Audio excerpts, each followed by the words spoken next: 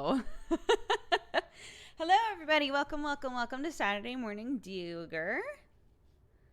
I hope that your day's been going amazing so far. Hi. Welcome, you Roberts. Thank you very much for subscribing right at the beginning of the stream. Hello. Hi, guys. Welcome. You might hear some screaming in the background. Last night, Clarky was waking up every couple of hours and crying for us. If we went in the room, she immediately stopped crying. So I kept trying to be like, she's fine. She can soothe herself back to sleep, right? She would literally just keep at it. So she didn't sleep very well. We didn't sleep very well. It's been a doozy today. My makeup looks nice. Thank you. I'm playing around with it more. The last couple of days, I've been like, what if I do this? And I know that it doesn't look that different, but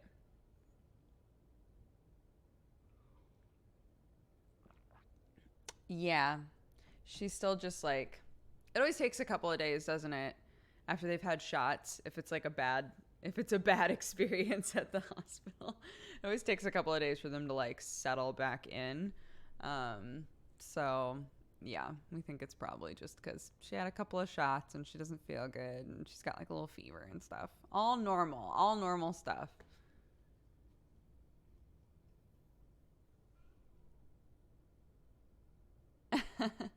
I know, poor baby. She's been doing lots of funny things though.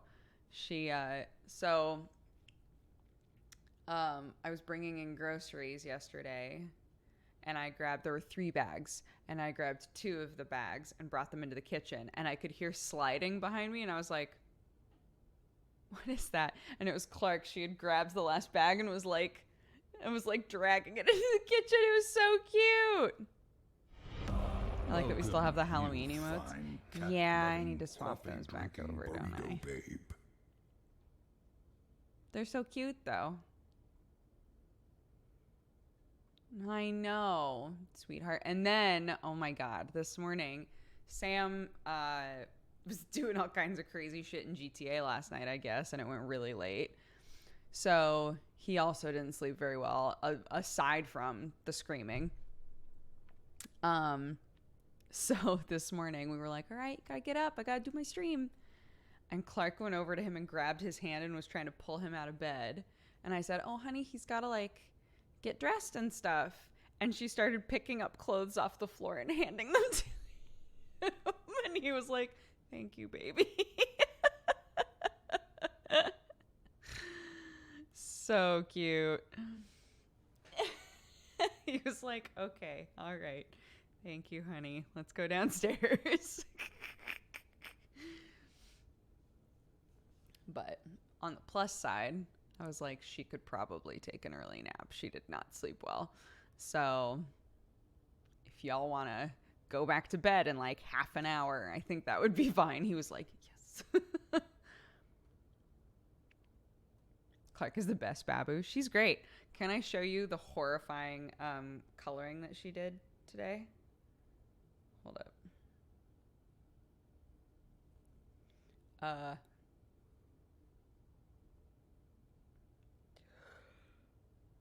So we've got a Peppa Pig coloring book.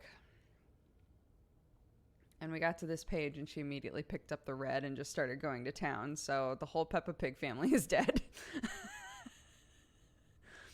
It's very upsetting. She just like really aggressively scribbled red all over them. And I was like, oh. She's 1.5 years, yeah. I've never played Brothers, actually, Peace of Mind. I know that it was TB's favorite game. So I always say to myself, like, oh, I've got to play that. But I haven't done it. Kids be that way. They do.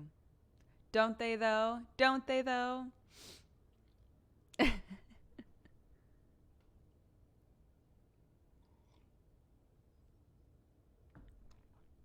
I mean, you can't spell slaughterhouse without laughter house.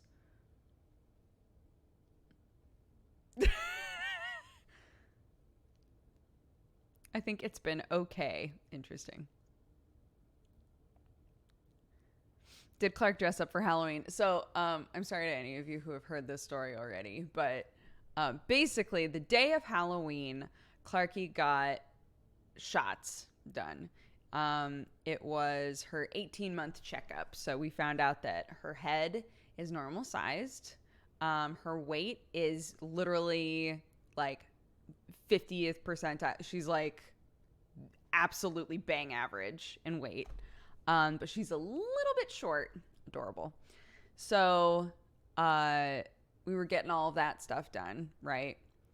They had told us last time we went that she was at the age now where she would remember the hospital, for better or for worse, right? So they were like, next time you bring her in, she might remember that she got a bunch of shots done. It might be a nightmare. Just FYI. And I was like, got it. Totally forgot. Went in with her on Halloween morning. Went in with her. And the second she was in that room, she was sobbing and did not stop sobbing until we left. It was really sad. I was like, oh my gosh. They gave her a book. They put on cartoons. They gave her stickers. Nothing helped. Nothing helped. I was like, baby. I know, poor baby. And it's so funny because we had so many conversations recently where we were like, she's so brave. Like, we went to the Halloween store to get stuff for our front yard, right? And that's where we took those videos of her, like, yelling at wolves and yelling at dragons because she was scared of them. Like, she didn't want to go near them, but her, like, defense mechanism for it was just to yell at them, which was so funny. And then, like, when we were in the lobby of the hospital, there was a person who was dressed up as a bear, and all of the other kids would not go near it. But Clark was like, oh my God, a bear. And like ran over and was rubbing the belly and squeezing the nose and stuff. It was hilarious. And the lady inside was like, oh, she's not scared. I'm so glad. So like in moments like that, where she doesn't have a frame of reference, she's like, I can deal with this, right? But because she had had shots in that room before, or in like a similar room, the second she was in there again, she was like, I don't want to be here. I don't want to be here. I don't want to be here. I don't want to be here. And just sobbed the entire time. And so for the last 2 days, she has been just really needy. She's got a little fever. She's a little needy. These things are normal. But to answer your question, Clark did not do anything for Halloween because she did not want to be fucked with for the rest of the day. We were like, okay, let's go decorate outside. And she was like, outside, outside, right? She knows that word now. Outside, outside. So we went outside and she ran around and we like put things in our front area so that people would know they could trick or treat there, right? And she's running around and we were like, okay, let's put on our dragon outfit. And we go to try and put anything on her. We go to try to take off her clothes, to like put on new clothes. No, not happening. No way. We're like, okay. Sam put up the video of her screaming at the dragon. Hold on. This is the video. I don't think that I posted this one actually, but I'll show you the video of her yelling at the... So there was like a little like cave area, and it had like a Cerberus statue, and it would look normal, and then the like eyes and mouth would light up and it would go rah, right? So are they scary?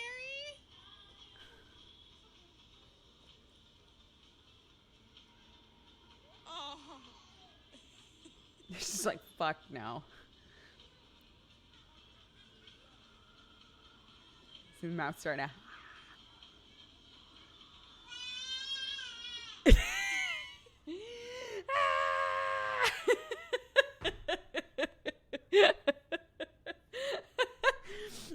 so funny. I love it.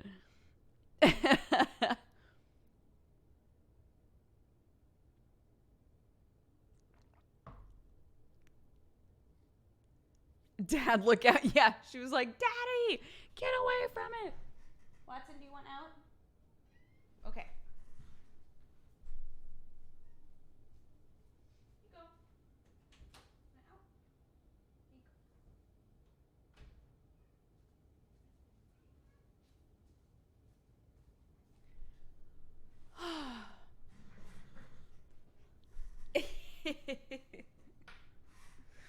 Yeah, she's powerful. Powerful yeller.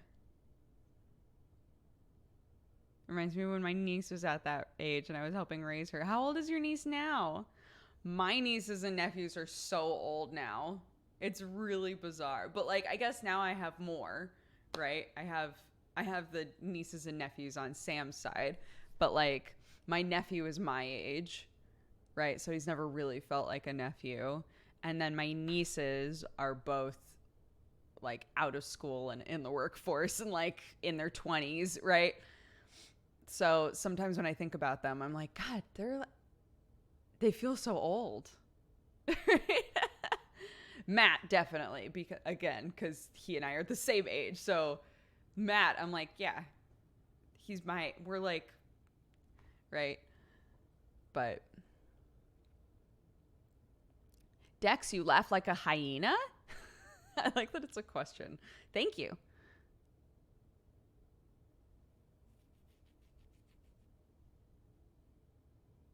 Having nieces and nephews that are older than you is buck wild. Oh, I bet. Welcome, you fine cat-loving, Toma Comics. coffee-drinking Thank you so much for baby. subscribing. Welcome to the Cat Gang. And thank you so much, everybody else who has subbed, resubbed, gifted subs. I appreciate it. Thank you, guys.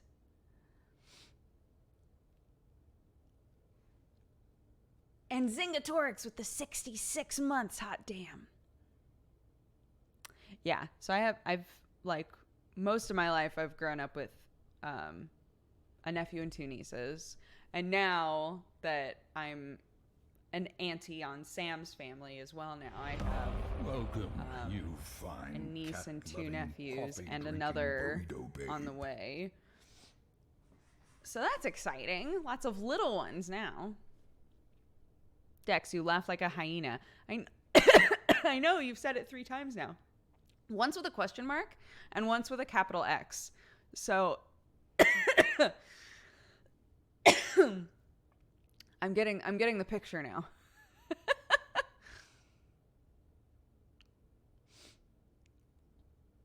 Oh. My nieces were part of the Sailor Moon crew. They're 7 and 2, but they live a few states away, so it's difficult to see them. Aw. Yeah, one of my nephews was a pirate. I don't know what my older nieces and nephew did for Halloween, if they did anything. But my little nephew Tommy was a pirate. I do know that. And River, I think, was a little cat. She was just dressed up in like leopard print with little cat ears. It was cute.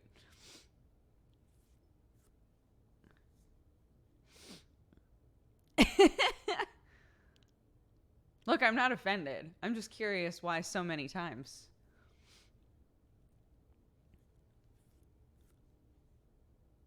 Whatever happened to the dino last weekend? So we realized that we didn't have any paintbrushes anymore. I had donated. I've started donating all of my craft supplies. So I gave a lot of craft supplies and stuff away to a mom with a bunch of little kids. And I was looking around. I was like, oh man, Clarky and I can paint this dinosaur. So we were looking around for a paintbrush, and I realized, holy shit, I don't have any small paintbrushes anymore. I gave them all away. So I was like, I need to get a paintbrush that she can use outside. And we got one, but it was really, really cheap. And the fibers, like she was able to just pull the fibers out. So I was like, okay, maybe not that one.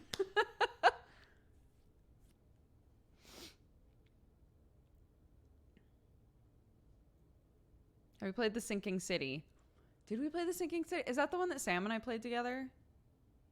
Or Or is this a different one? I can't remember. So many Lovecraftian games have come out recently. That's definitely a Lovecraft game, right?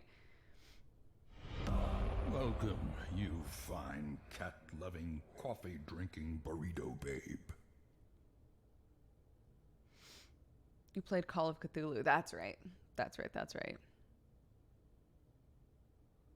Oh, that's right. Didn't it get pretty mixed reviews?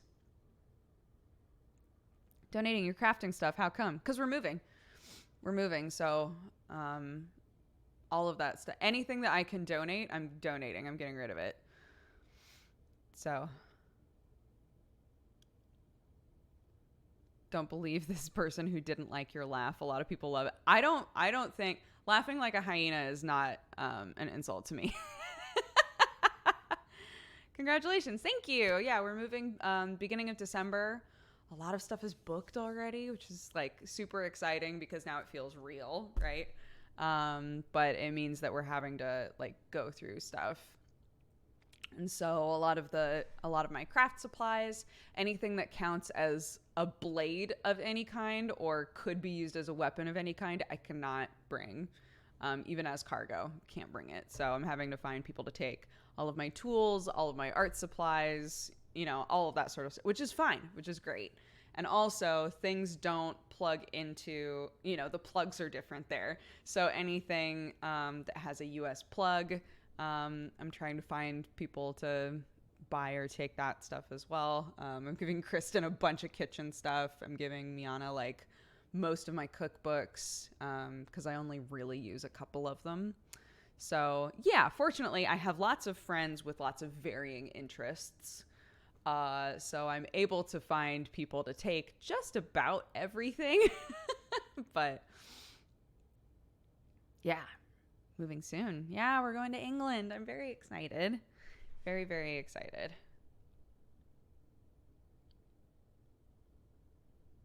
No, oh my God, we can't afford to buy a house. No. But we did find a place to rent. So.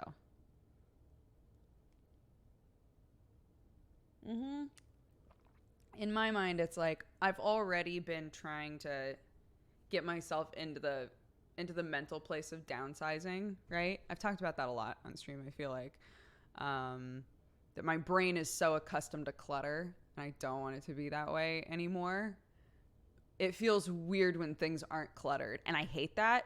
When they are cluttered, I feel anxious, and when they're not cluttered, it feels weird.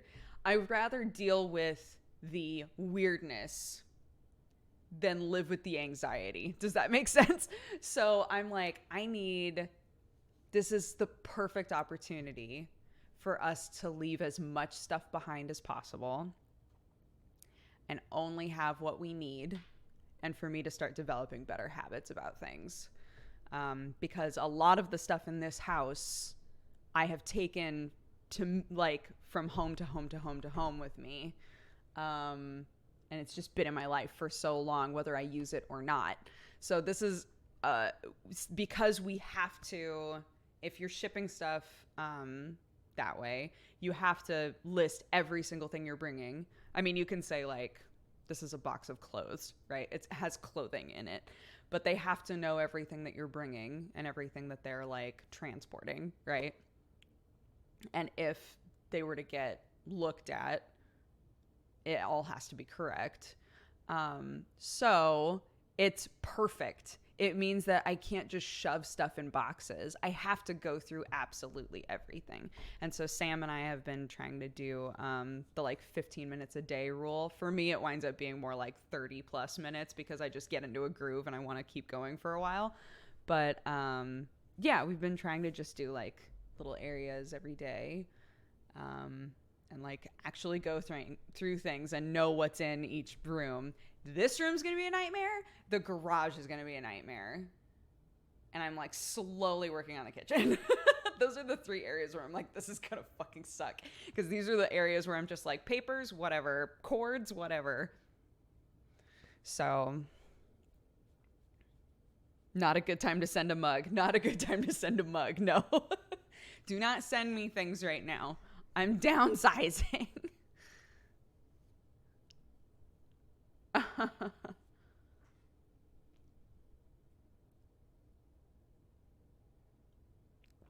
Cats are flying on our exact flight.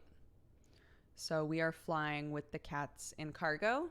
I've got a nice big cage for them that can fit a litter box and a blankie and water and all of that stuff.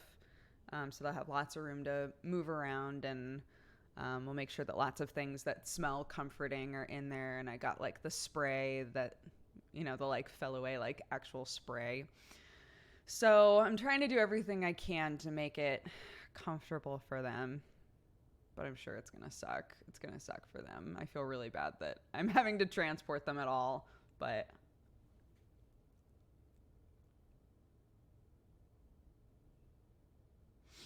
yeah, I'll definitely do one last TY stream for sure.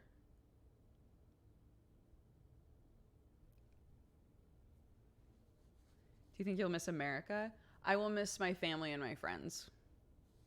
I think also the food. I will miss the food here a lot. But it's a new adventure. It'll be great.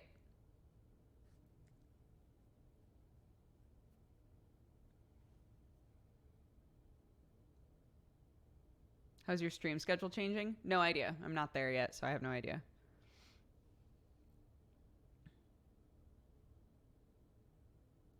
I know. Yeah.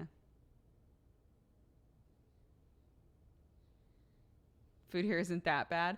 It's not bad. No. It's that Los Angeles is a crazy melting pot of food. I've gotten used to being able to eat like pretty good versions of anything. Sam and I can be like, what are you in the mood for? You want Korean?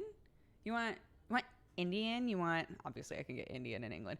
You want, I don't know. Like just basically anything you can think of is here. So it just means that the things that I can't find there, I have to learn how to cook. That's fine. I'm cool with that. Oh, my mother moved to Hawaii. She always sends us coffee and macadamia nuts. Amazing. Why are they moving to England? Sam's family is there. Sam has lived in America for, like 5 years, maybe more. I can't even remember now. 5, something like that, off and on. But he's been very, very homesick. And I told him that whenever he wanted to go home, he just had to tell me and we would go. So we're going. That's it. That's as simple as it needs to be for us, really.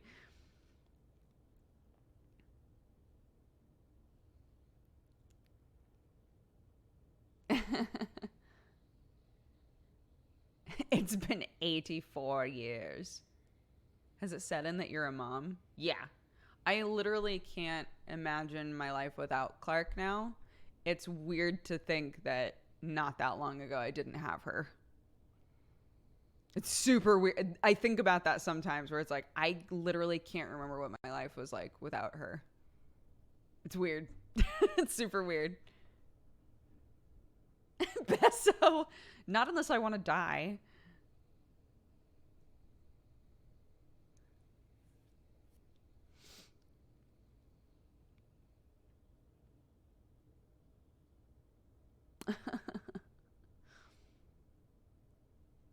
Yeah, Clarky will definitely have an English accent. Sam's whole family is pretty Cockney.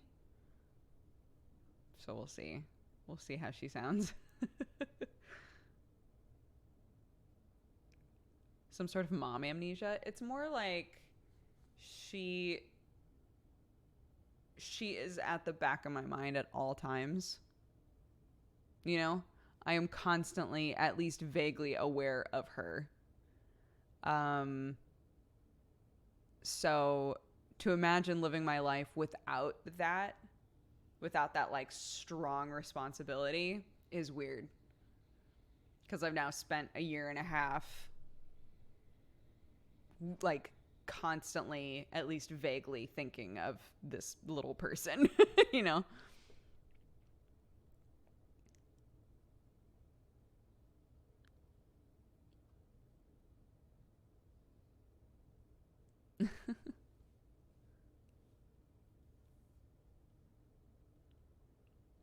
Moving is rough. Good luck. That's why I'm leaving behind as much stuff as possible. I don't want to have to deal with a lot of that. Because I think some of the stress with moving is packing and all of that. So we're trying to say, with as much stuff as possible, we're just going to give it away or sell it or whatever. We're asking the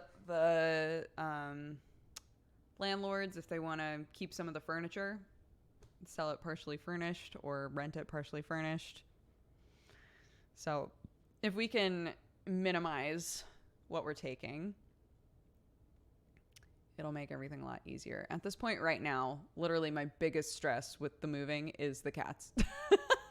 Literally the thing that I'm thinking about the most is the cats. Because everything is so like, just have your health certificate, have your rabies certificate, and they'll be fine. But then some websites are like, also they should have had a blood test if you're on this list of countries. And the list is different on every website. And I'm like, I asked the vet and she was like, you don't need a blood test. They have those certificates. They're fine. I'm like, they better be. Because if I get to England and they're like, we need to quarantine these animals for a couple of months, I'm going to lose my absolute mind. But if everything is fine, going from US to UK and proving that they do not have rabies should be enough. Like, that's really what they want to know. It's like, are you bringing rabies in? No? We're chill. Take them. Right? So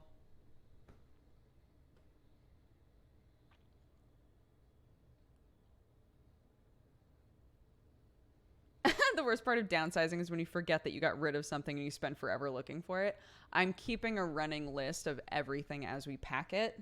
So not only am I like writing it on the box for the cargo people so that they can acknowledge like what all they have, but also I'm keeping a list that's like, this number box has this things in it, this number box has have this things in it, right?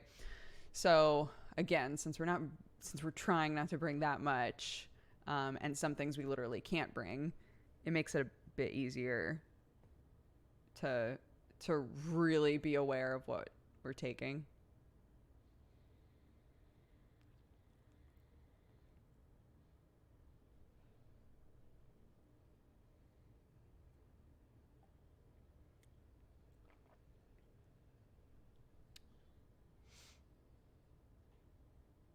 What would you like to bring but can't? My dehydrator. I'm giving my dehydrator to Kristen. But I can't bring it because it's US plug. And like I could plug it into a changer or whatever, but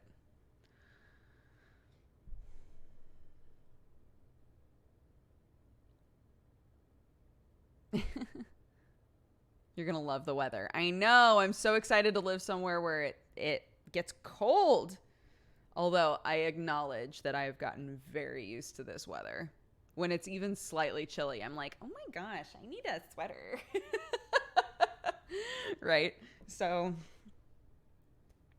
I acknowledge that it will be a new acclimation. I had to acclimate to here. It felt hot all the time. And moving to England, I will have to acclimate back to the cold. So I've like done this basically.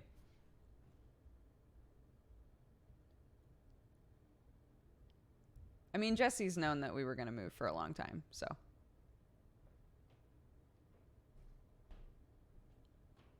Does that mean all of the electronics are getting left? Fortunately, a lot of things nowadays, the cord unplugs from the actual system, right? So it not only plugs into the wall or into the outlet, but it also plugs into like the thing. So that makes it nice, right? Because you can just get that cord. You can just get that cord again. That's how it is with my sewing machine. My sewing machine that my mom got me. My mom and I were like, oh my God, what about my sewing machine? What am I going to do with that? Because it was like a 20th birthday present. And I love it a lot. And I do not want to get rid of it. That's probably, out of everything, that's probably the thing where if it didn't unplug from the system, I would still just take it with me and use a converter. because it's just, I just love it. I just love that sewing machine. So yeah, but I don't want to create a situation. I don't want to bring a bunch of shit and say to myself, all right, I'll need adapters for all of these things, right? It doesn't make any sense. So just in general, I'm saying I'm not bringing anything that requires an adapter.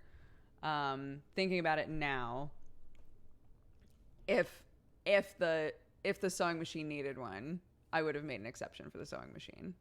But as of right now, there is nothing that can't be replaced. That I can leave all of that stuff behind and replace it as needed, you know?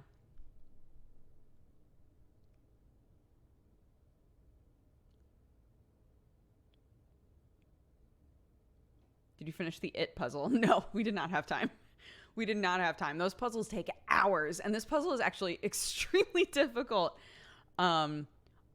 Because we were so like high tension from trying to do this puzzle, by the time that Kristen needed to leave, I went on Twitter to look at the picture that she had posted, and somebody was like, you really should finish the outside edge before you start doing anything on the inside. And I almost absolutely lost it.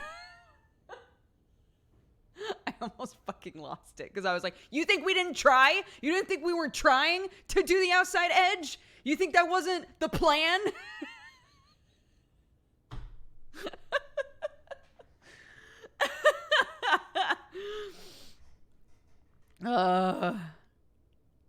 So yeah. Here, I'll show it to you. It's a horrifying puzzle. It was perfect for Halloween. But hi, Sherlock. I didn't even see you there, buddy. Blending in.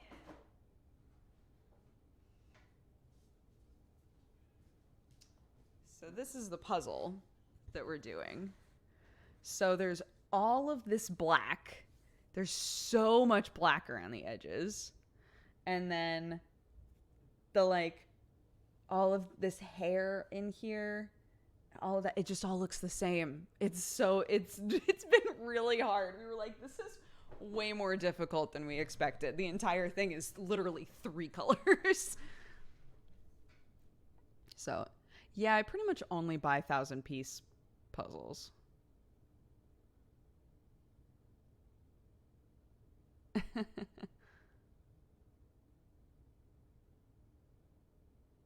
I hate those kind of puzzles where it's just like, well,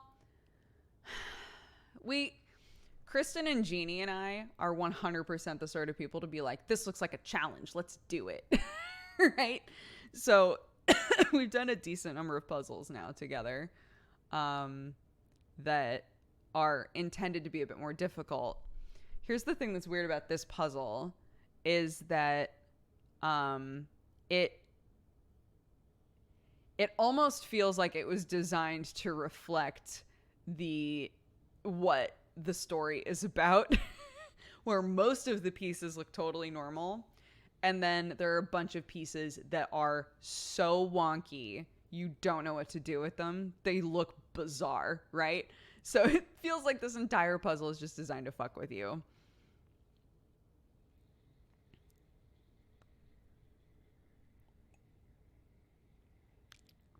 Yeah, I keep thinking about getting those. The big like mats where you can like work on the puzzle and then you roll it up. I can't imagine that actually working, but they must, because the reviews are always like, yeah, this is pretty all right. But you can't slide shit around, right? That would be the drawback, is if you got like a big part done and you were like, oh my God, I think this goes here. You can't just slide it. It's like felt, right? It's supposed to hold on to the pieces. So you'd have to be like,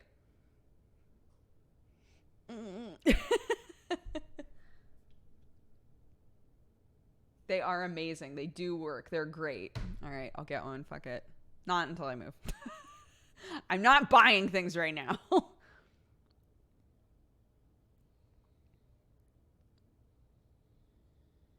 I actually just have felt. Can I just use felt? Can it just be felt? Like, is it anything else?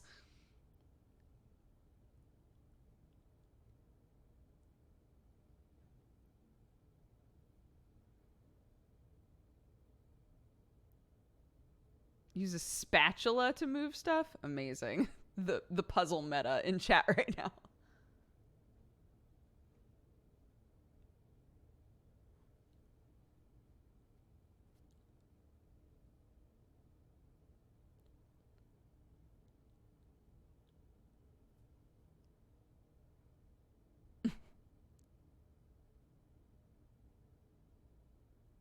I'm currently 7/8 of the way through a 32,000 piece puzzle. 32,000. That must be huge. Or the pieces are tiny. What's the truth, Baker Base? Is that Watson and Sherlock's new cat tree? It's the old cat tree. They haven't had a new cat tree in a hot years. Subatomic puzzle.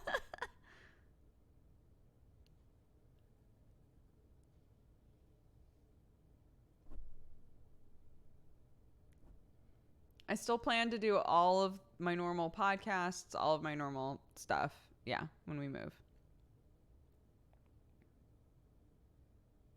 Standard piece size. It's been 3-ish years. You've been working on a puzzle for 3 years.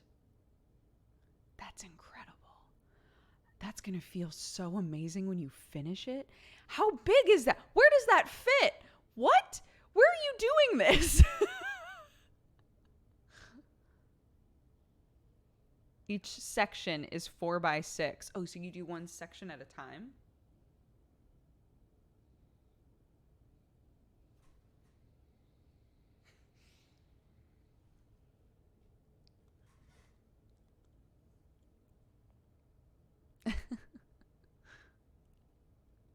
How is that not an emote? This?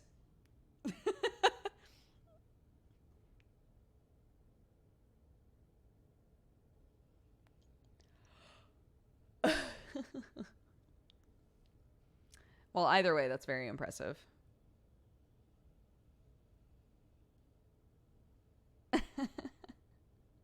Make a puzzle, but the pieces are all hidden around the world. Didn't somebody do a thing like that with tattoos? Where they like designed a puzzle and then they took each individual piece and like put it on different people. Didn't somebody do something like that? I know they've done the story one where somebody wrote a short story and then one word of each, like one word all the way down through the entire story was tattooed on different people. I did know about that one. That sounds like a lot of work. The story one, I know that it was like it was kind of a performance art piece almost. The idea of it being, you know, every person on the planet is part of the story of the world. And without you, the story isn't the same, is like the idea. You know, I think it was like a mental health awareness thing. So that was cool. Like it's a beautiful sentiment, I think. I don't know that I would want the word "the" just like tattooed on me somewhere, but that's okay.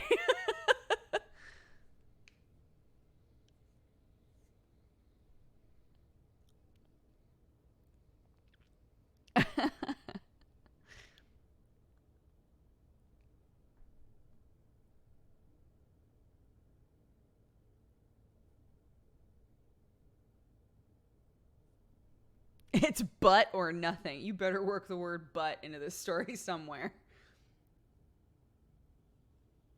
I like it too. There are naysayers, but I think it's a cool idea. But again, I don't know that I would want to be part of that. I like being an observer of it.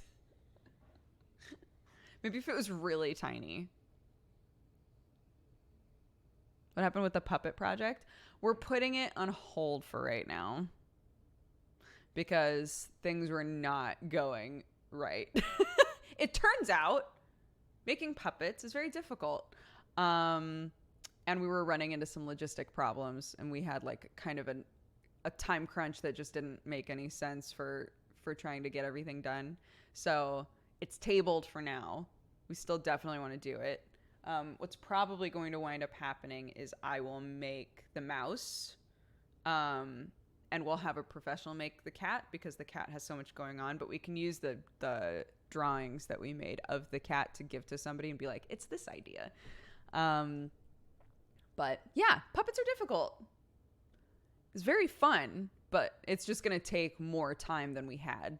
So I tried to be like upfront with everybody else on the team. Like, I don't think I can do this in time, even with help. I don't think that the way that we want it to look, I don't think that we can do it in time. So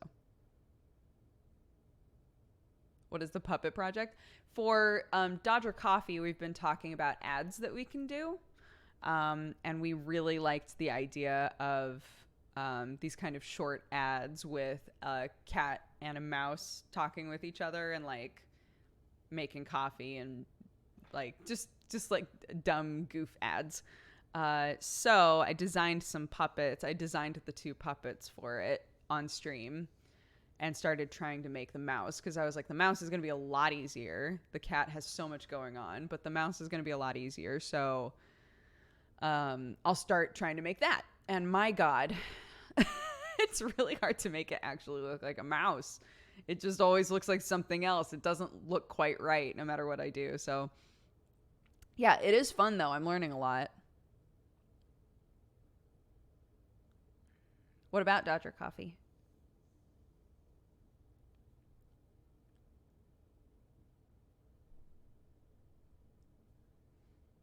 You should make it like Threshold Kids. No, thank you. That sounds awful.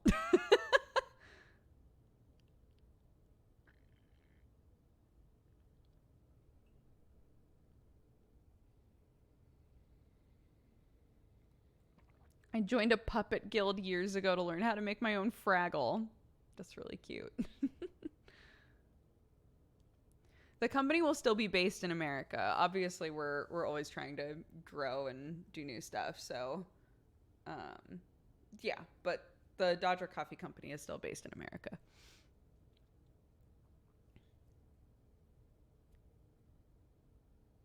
I loved Threshold Kids. I did not.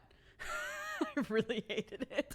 Every time we watched a Threshold Kids video, I was like, I don't want to be here. I hate these. I think I would have loved to make those puppets, though. Does that make sense? Like, I would have loved to make those. And that's it.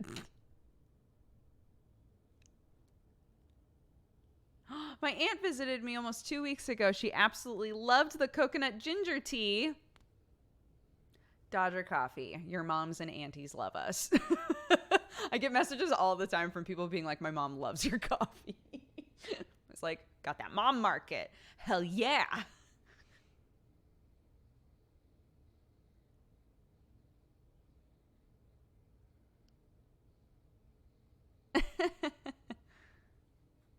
Momopoly. Exactly. I'm a mom now. It all makes sense. Oh my God.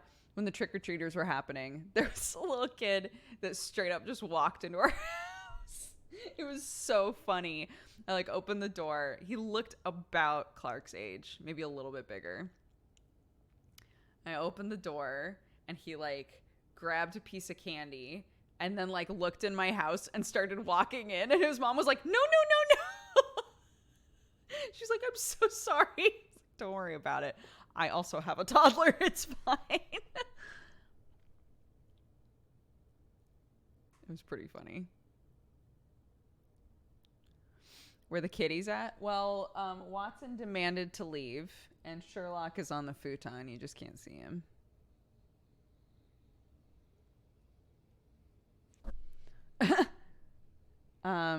I recently saw a gif of you sandwiched between Jesse and another guy beard rubbing each other. What's the story behind that? Fun fact, that's the day that I met my husband. The other guy is Simon from the Yogscast. We were visiting them in England. So it was Jesse and Simon rubbing their beards together. And yeah, that was the day that I met Sam. It's just from a dumb video. That's really all there is. You called? Now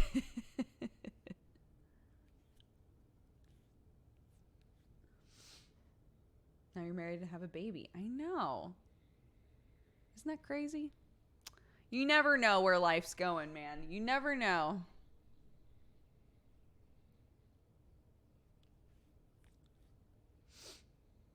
A video feels like yesterday.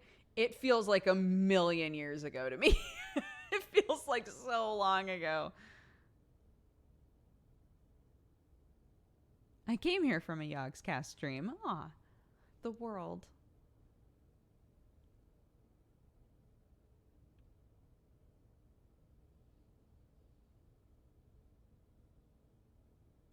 That's why I always find these questions like, where do you see yourself in 5 years, so wild. Sam and I were talking about that the other day. He and I were talking about like if we were on a blind date and we had never met each other, right? Or not even with one another. If we were on a blind date with somebody, Sam asked me what would be a couple of questions that you wanted to ask somebody. And I was like, I don't know, you could do the whole like, where do you see yourself in 5 years question. And Sam made such a disgusted face. I was like, why do you hate that so much?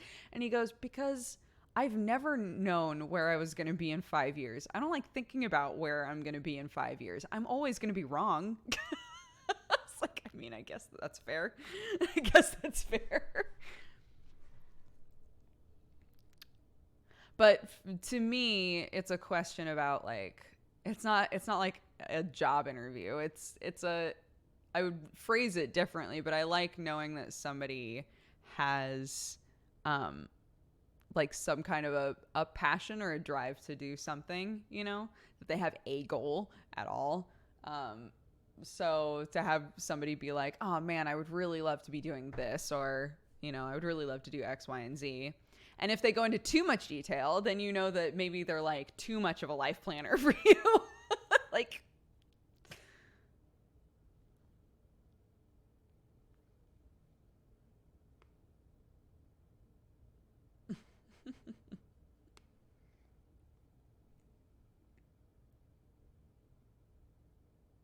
oh, thank you, Mordock. I'm sorry.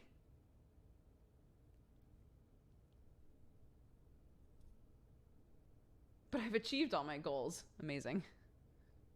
I'm too much of a life planner. For me, I would get stressed out going into like a date situation with somebody and having them be like, just so you know, I want to be married in this many years. I want to have kids by this point. You know, that kind of a thing. I know I've had friends who have gone into that situation, who have been on a date with somebody who's been like, this is my life plan, and I need you to know that now so that if you're not on board, you can leave, basically. And for some people, they were like, sure. And for other people, it was like, no, that's too much. That's too intense, too quick for me. So, you know, everybody's got a certain level of like planning, right, for themselves. And there will be, if you would like to go along that plan with another person, there will be another person who's like, sure, that sounds good to me. Right? I just know that would stress me out a lot.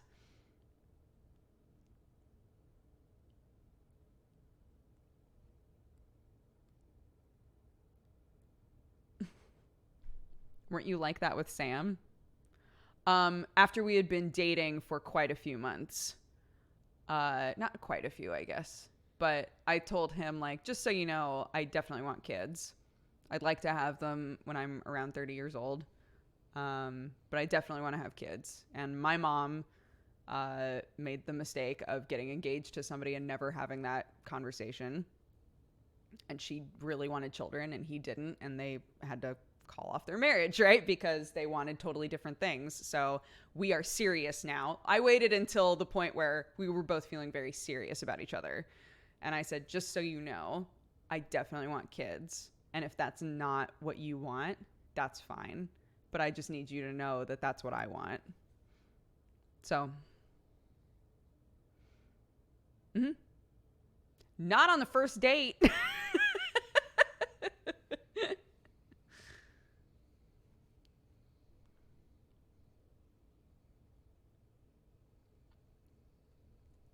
Yeah, I think it's good to communicate what you want at a certain point, right?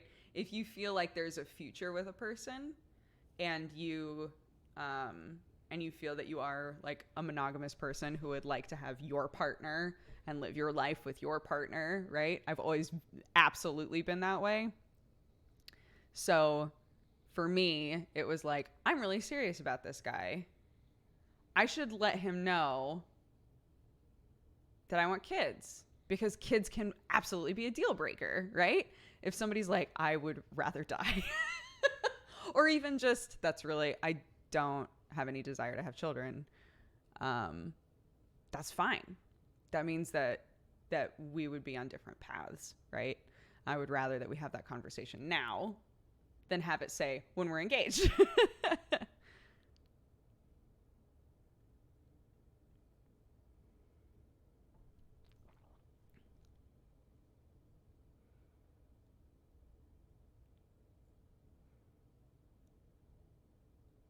Establish dominance. Pull that out on the first date. See, again, everybody's got different approaches.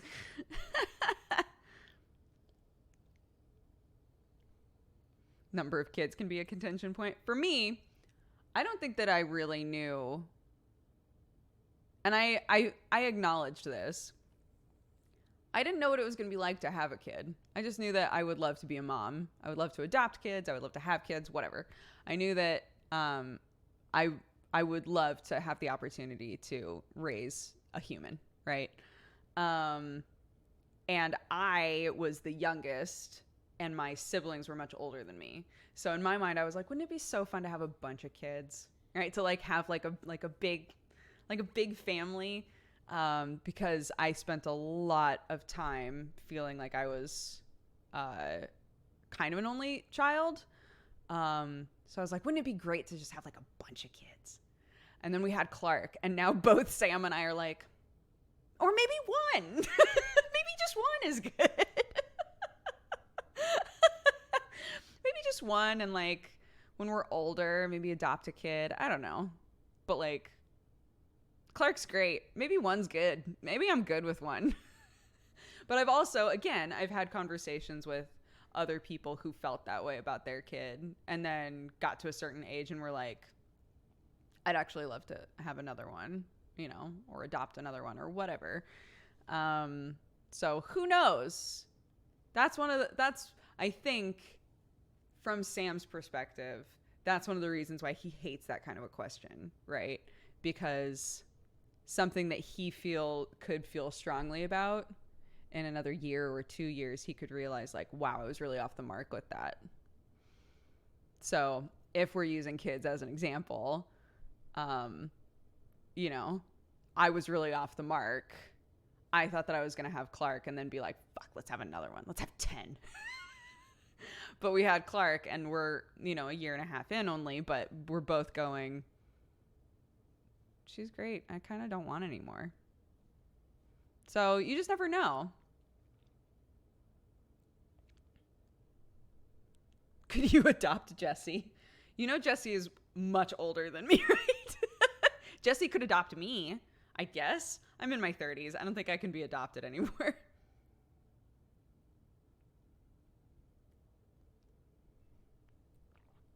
First try, perfect child. She's great. She's great.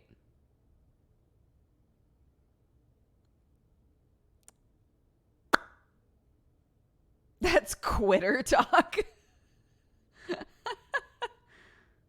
But he's so young and sprightly. Yes. Sure. He's a young, sprightly fae spirit. You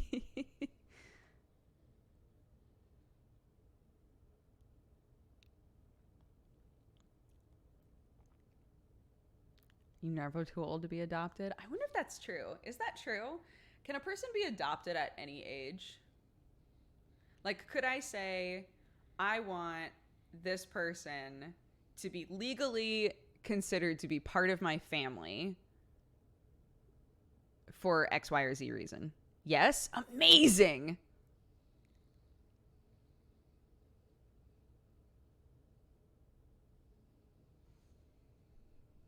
Interesting.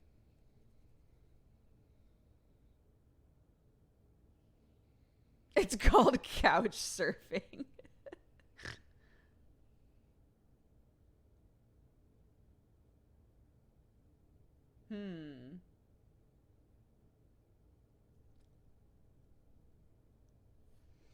Now people are saying it's country to country. Different countries feel differently about it.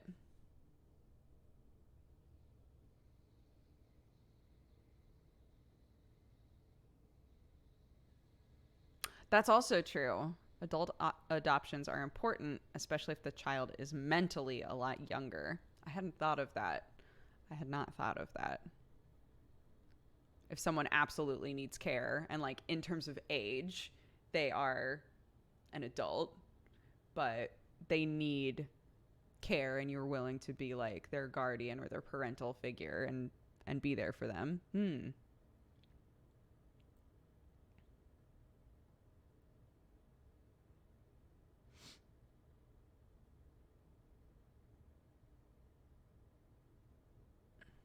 It happens most often if someone is raised by a step parent and they want that step parent to have legal rights.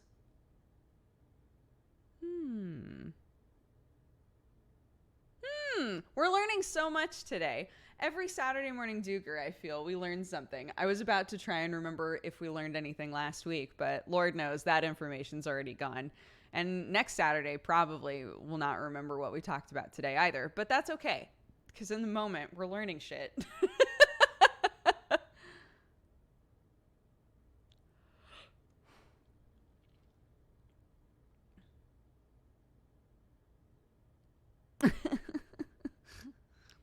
What a subject to come back to. Yeah, you can adopt adults. Now we know.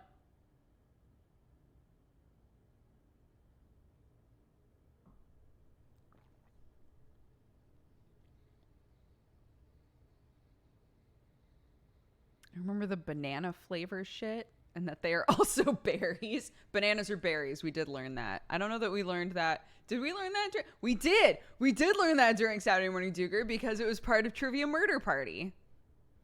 You right. You right. Good morning. Hello. Hi, everybody.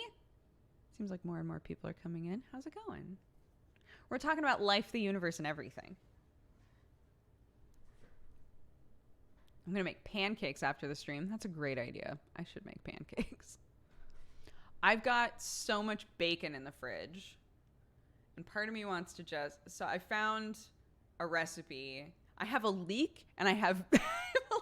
I have bacon. And I don't remember what I bought them for, but I got to use them. So I've been looking up all kinds of recipes that use bacon and leeks.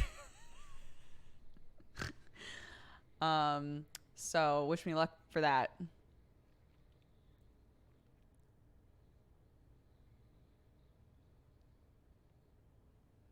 Also, tomatoes are a fruit. I did know that.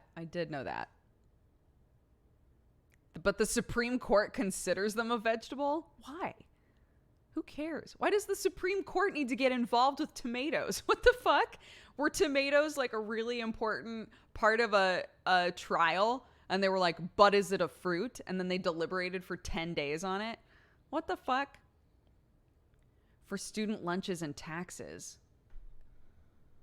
Goodness gracious.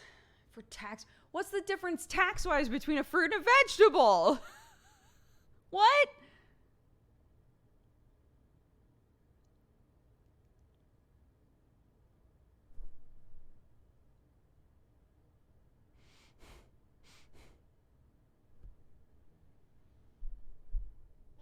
I heard pineapples are not one fruit, but actually a bunch. I know that you can watch videos of them like pulling each individual little like out of a pineapple. So that would not surprise me. Tomato tax is ruining this country. Vegetables are cheaper. Interesting. So kids couldn't have things with tomato as easily if the Supreme Court didn't rule them a vegetable.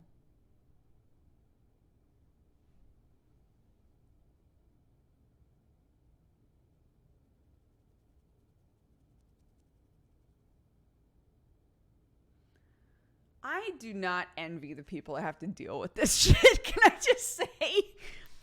just say? I don't envy anybody who has to be like, all right, let's figure out the school lunch budget.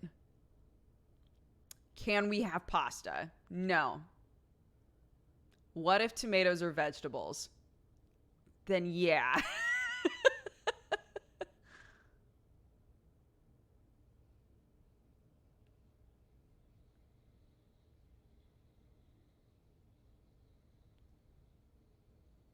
It's more so that they can cut corners and feed kids ketchup and then call it a vegetable. That's not as... School lunch situation is just sad in general. And pearl barley is cheap and okay. I like pearl barley. I like barley soup.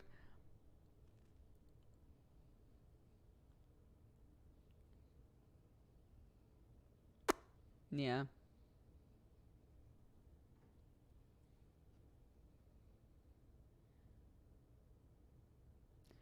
I bought Moonlighter the other day. I remember you playing it like last year when Clark was only a month old. Thanks for playing it. I love it. Yeah, it's a good game, isn't it? I played that game with my brother for a while too. When my brother came to visit, I was like, yo, look at this shit. So that was fun. We were like passing the controller back and forth.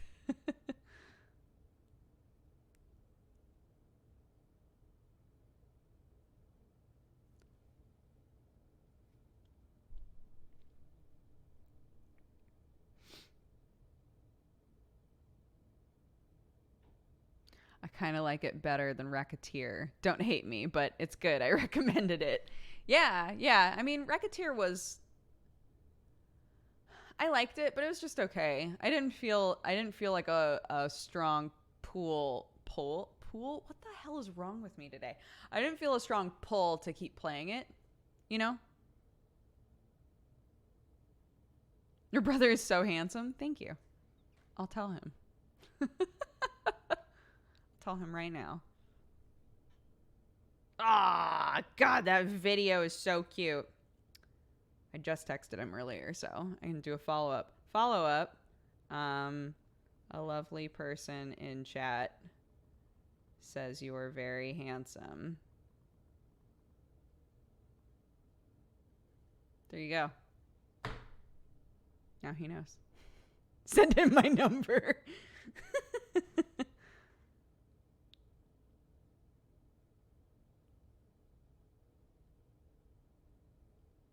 Are you going to take us to England for Christmas? I mean, we will have just moved. So, yeah.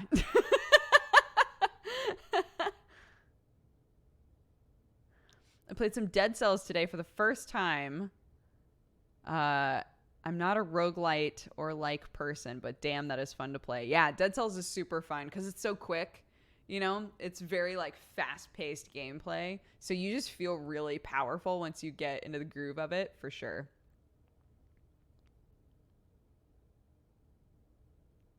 Aw. Good night, honey badger.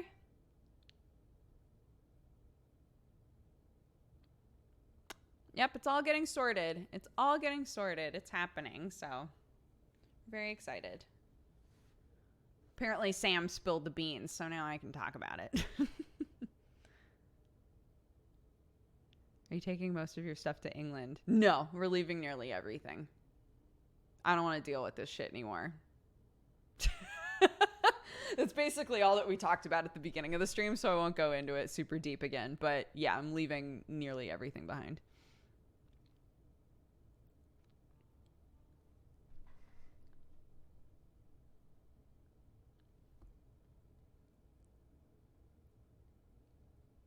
We need to know how many boxes are just coffee mugs. He said, lol.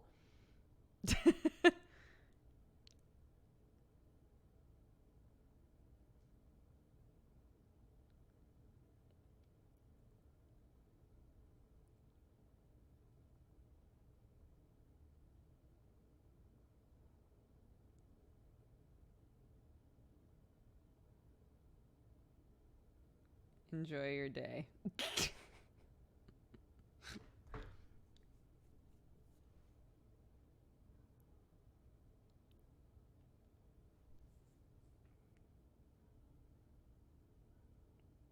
We get to see Dodger eats weird English food streams.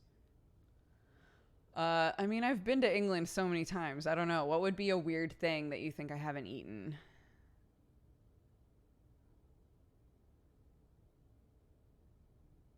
Yeah, our time change happens tomorrow. I've had haggis. I love it. I've had biscuits. Jellied eels. I don't think I've had jellied eels.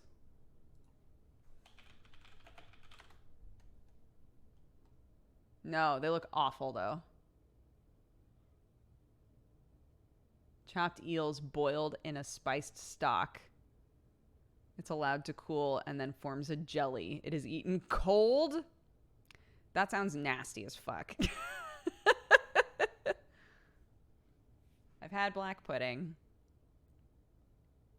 I've had a lot of the things you guys are talking about. I've never had jellied eels, though.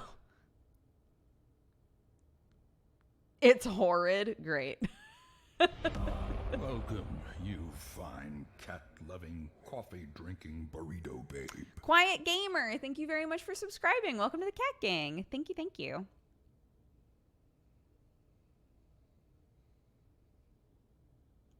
There's a pretty cool museum in Malmo called Disgusting Food Museum. You get to text a ton of cool food from around the world. Interesting. I like weird museums. Weird museums are fun. Where you're just like, who took the time to do this? I love it.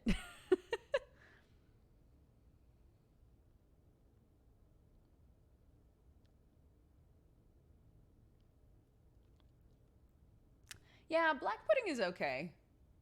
Sam grew up with it, so he loves it. It's just okay for me. Most of the time I'll take a bite and then I'll give the rest to Sam, if I'm being real.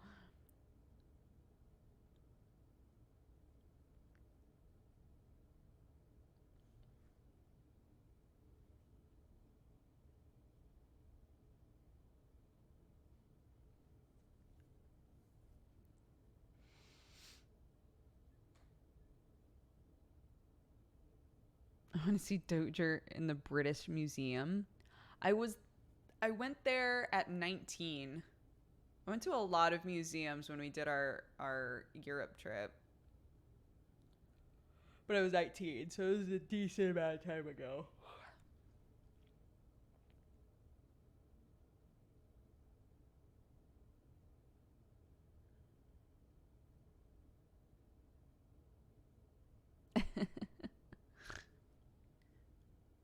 Jesse loves museums. He does. He used to be a English and history teacher. Yes, he loves museums. The fact that London museums are mostly free is the best. I know, dude. Free museums. Cheers.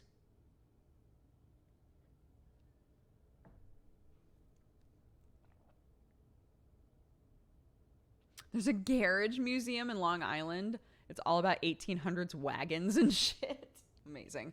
Here, Los Angeles, the sort of shit that pops up in Los Angeles is so unbelievably LA, right? It'll be like, for a limited time only, come to the candy museum, but it's not actually a candy museum. It's like a bunch of installations of like candy, and then they encourage you to take pictures of yourself with the candy and post it and use their hashtag. Like that kind of shit. It's very Los Angeles.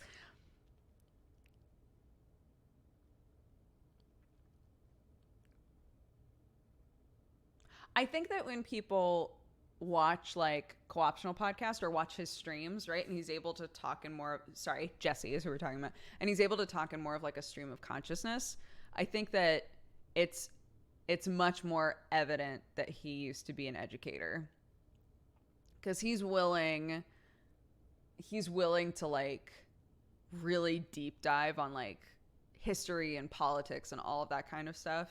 He really enjoys like having those sorts of discussions.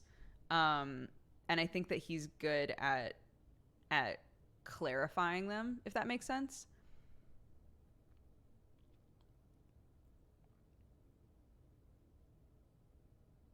We have to finish the process once I'm there of like me being a resident. I do not have citizenship, but I will have residency.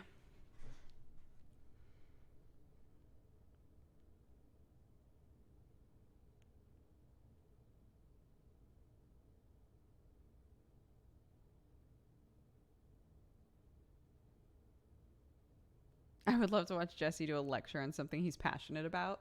I was thinking a while back, I think I talked with Gerard about this. Gerard and I would always talk about cool things that we could potentially do that were like on a stage and then streamed.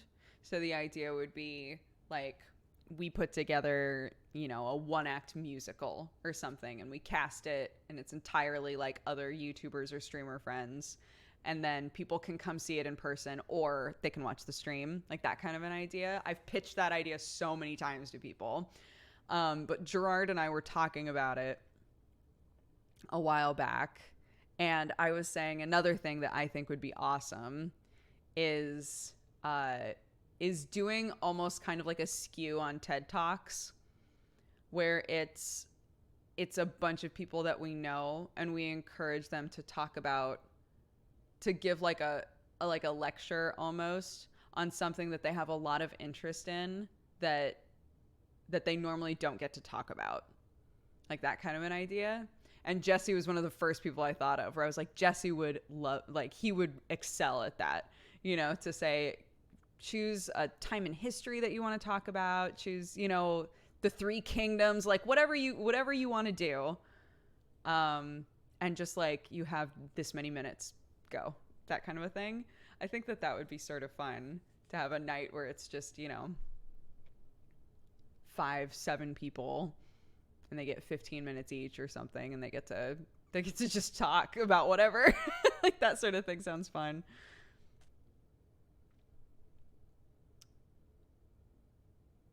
Oddly enough, when you pitch a play to people, most of the time, like people who have money, right? Who are like, we just want fun, interesting, new ideas. When you pitch, I want to do a play. Most people don't want to do that. So maybe one day. So like when we were in college, here's like more of what I've thought about before. When we were in college, we did my favorite musical ever, which is The Mystery of Edwin Drood, right? The Mystery of Edwin Drood is based off of a novel that was never finished. And so the musical progresses up to a point, and then there's an intermission in which the audience gets to vote on who they think everyone is. Who do you think is the murderer? Who do you think is the undercover like investigator? Who do you think are the secret lovers, right? Everyone gets to vote on that. And the people who play the main characters all had to memorize 10 different versions of every song, depending on what was chosen by the audience. So everybody had to memorize their own I'm the Murderer song. Everybody had to memorize their own, you know, We Are Lovers song. And the song was different depending on who the other lover was, like that kind of stuff. It was really, really cool. Like such a cool idea. So I was talking with my old friend Christina, who watches the streams sometimes. Hi, Christina, if you're there. Christina was a dramaturg, and she and I were talking about, I was telling her about this idea, and I was like, but I just don't know how you could do that stream wise, right? Because I love that idea for a stream, to have a play, to have a musical or just a play or whatever, have it be live. People could come be in person, people can be in chat, and there's a point at which everyone votes on some stuff and it changes the play or it changes the musical. I loved that idea, but it's a lot, right? It's a lot to ask people who already are very busy to memorize a bunch of lines and then, all of that kind of stuff. So there's lots of stuff. There's lots of stuff that you would have to figure out in that scenario.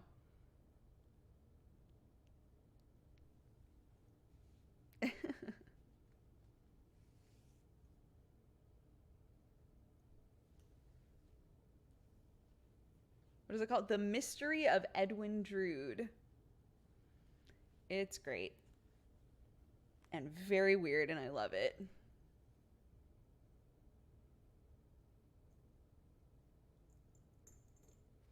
Learn a whole song and then maybe just never perform it. Yeah, that's like, there were so many people who could potentially be the murderer that was absolutely a thing. There were some people who memorized their murder song, and they never got to sing it. It's so sad.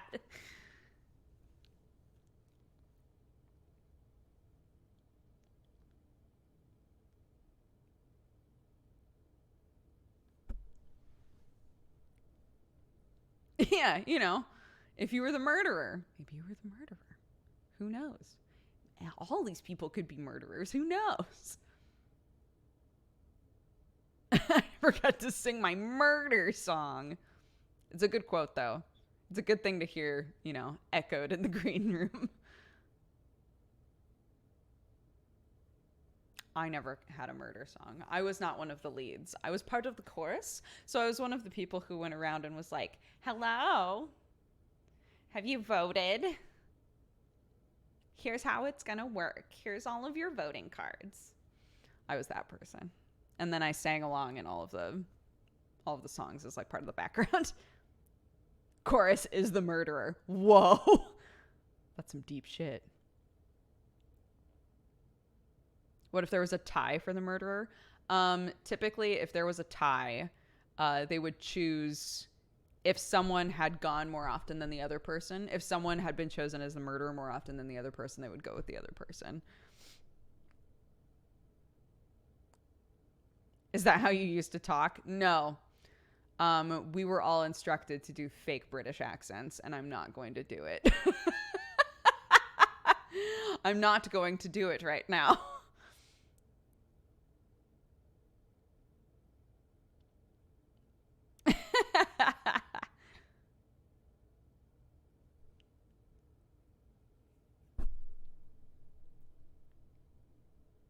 But you gotta practice? No, I've been instructed by my mother-in-law that I have to hold tight onto my American accent as much as possible. She was like, you're the American in the family. You can't let that just be cast aside. You have to like try to maintain it. I was like, I'm ruined. I'm doomed. If I spend even just a couple of weeks with them, I start to mimic their like cadence. It's bad. So it's ruined.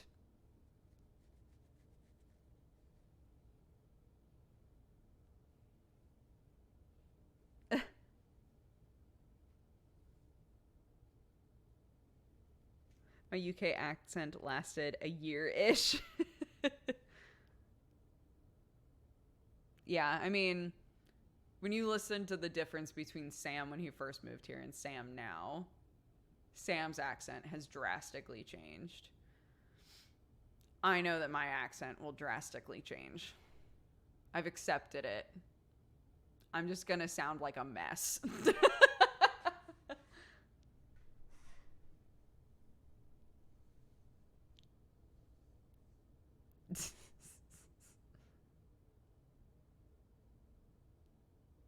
It's going to be fun to watch. I've seen there have been so many people who have like gone to England for a while and had some kind of like a twang, like an English twang to their voice. And everybody's like, oh my God, stop pretending that you're English now. God, it's so cringy.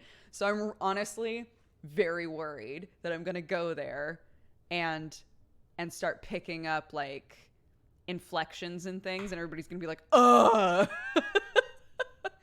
God, Dodger, we get it. You live in England. Just know I'm not doing it on purpose.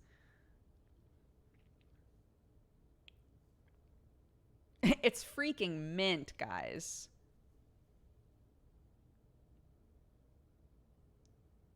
How does your brother sound after living in the UK? He doesn't live in the UK. He lives in Oregon. He visits Europe a lot because his music does really well there. But he lives in Oregon.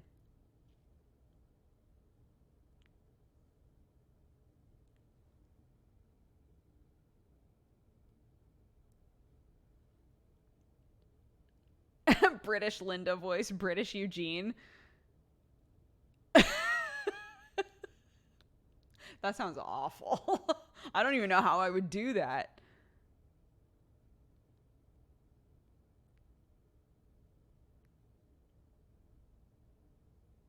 Oh, in middle school in LA, people thought I was faking being English.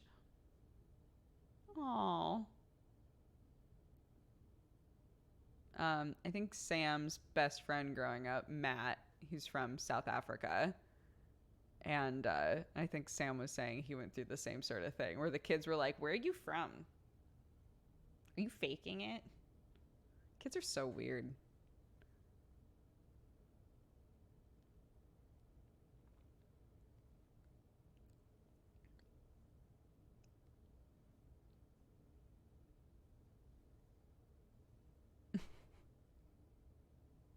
I've lived in the UK my entire life. I have an accent everyone thinks is American thanks to too much US TV when I was a kid. I've met a couple of people where the precursor to meeting them was, it's crazy. They totally sound American. Like in England, right? Be like, oh my God, when you meet this person, it's so bizarre. They've lived here their whole life, but they totally sound American. And I'll meet them and they sound English to me. So you might sound more English than you think to an American.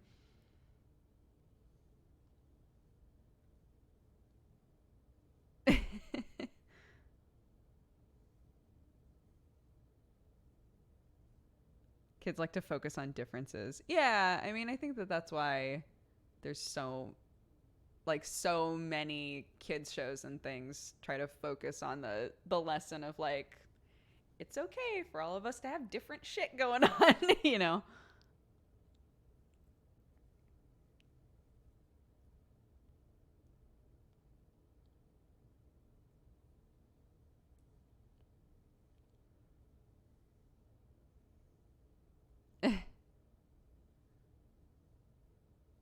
I always I get weirded out when I first moved to Los Angeles. People would occasionally say like, "Are you from the Pacific Northwest? I can tell because of your accent." And that always weirded me out. You know, I did the standard American thing where it was like, "What accent? I don't have an accent." Right? Americans say that all the time. I don't have an accent. You have an accent. Which I think is so funny. Of course you do. You have an American accent. But yeah, when I moved to Los Angeles, people would ask if I was from Oregon or Washington because of the way that I talked. And it made me focus so much on how I spoke because I was like, what am I doing? What am I doing that sounds Oregonian or like Pacific Northwest? I don't know what it is that I'm doing. Like, I can say, if someone says, how do people in Los Angeles talk?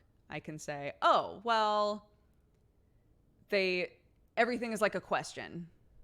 You know, I've said that before. Everything is like a question. So the other day I was going to the beach and I was talking with my friend Brad, and Brad was saying that like he thinks that maybe I need to like, you know, talk to my mom more. And like, I think that maybe he doesn't really get it. There's absolutely a very Los Angeles inflection that people do. But if I were to be asked, how do people in Oregon talk? I have no idea. I have no idea.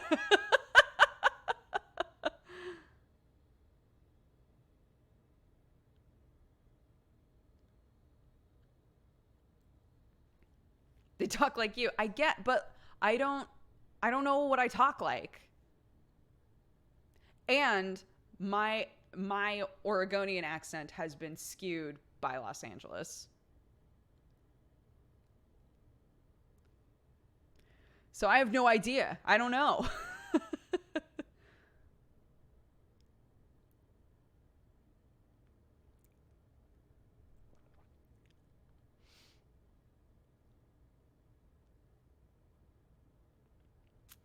Yeah, we do kind of I we hit plosives pretty hard. Um we do kind of hard A's, I think. Bag. But I don't know. I don't know what would be the definitive this is how people in the Pacific Northwest talk. No clue. No clue. I couldn't help you. I couldn't help you with that.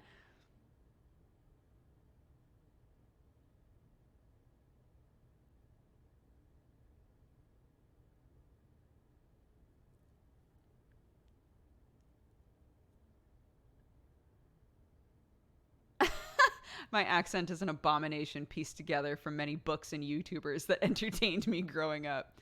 That's kind of awesome, though.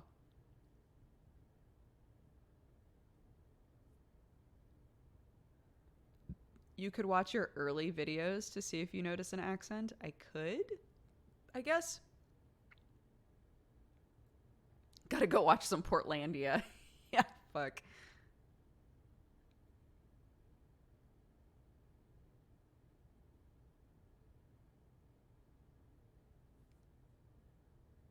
Apparently, the area around Indiana, Michigan, and Ohio has the least accent in America. Interesting, because we were originally told that the Pacific Northwest had the blandest, like the blandest American accent. I don't think anybody knows what the fuck they're talking about.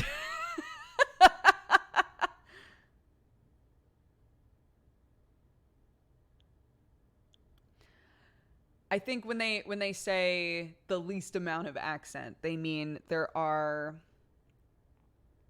less twangs, right? It doesn't over-inflect one way or another. It's just kind of flat and bland, right? But it all depends on who's listening to it.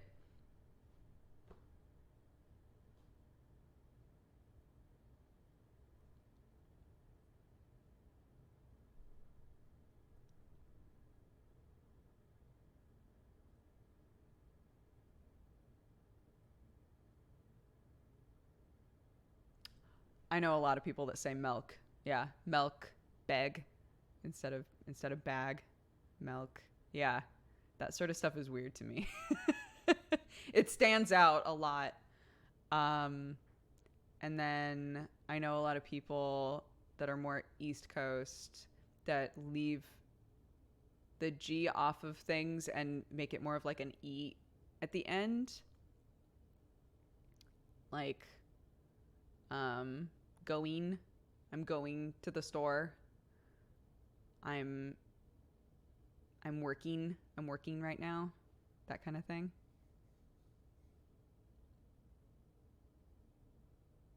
Pello. Pello, that's the other one. Milk and Pello. Pello is the other one that I heard a lot.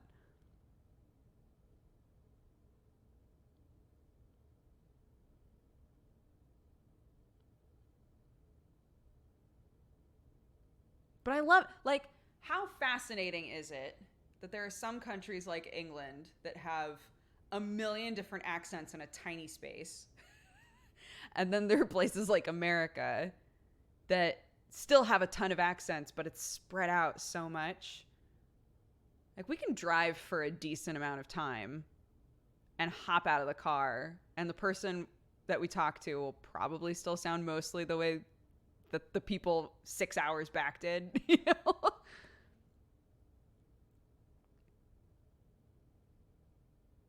I love it. I think the accents are fascinating. I wish that I was better at them. when I was in like the acting program and we were starting to do accent work. It's really, really obvious who has the ear for it and who doesn't. I feel like I was kind of in the middle. I wasn't the sort of person that could absolutely hear exactly how to replicate it. Octo's one of those people, right? Octo can replicate what he hears so well. He excels at that. There was a guy named Tom that I went to school with, and he and I were in the same class, and he was absolutely that person who would listen to something and we would try to replicate it, and he'd be like, you know, you need to make more of this kind of a sound with the G, or like whatever. And we'd go, how the fuck could you hear that? Like, that's crazy. That's crazy that just one pass, right? He's like, okay, I've got this. And yeah, I did okay, but it was never passable, right? Like there's never been an accent that I've done where I could go to that place and they'd be like, she sounds like she's from here. Like that's not me. I can't do that. I can create a kind of fabrication isn't the word that I'm looking for, but I can sort of slapdick it, I guess.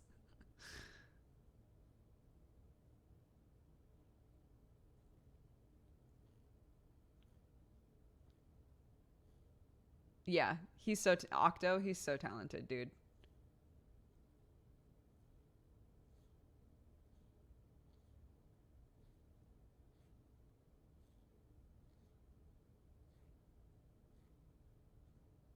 Emulate? That's not the word I was looking for, no. There's a word that's like on the tip of my brain and I can't quite think of it, but yeah.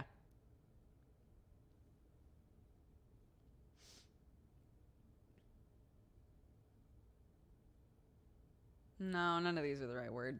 That's okay. It doesn't matter. You know what I'm trying to say.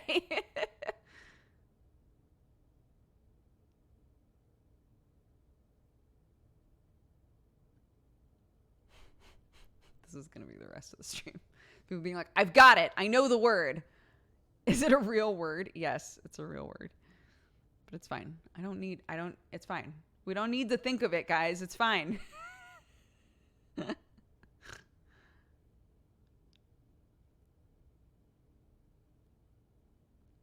I moved to Australia for a few years from LA. When I came home, my friend said that I had an Aussie accent. Yeah.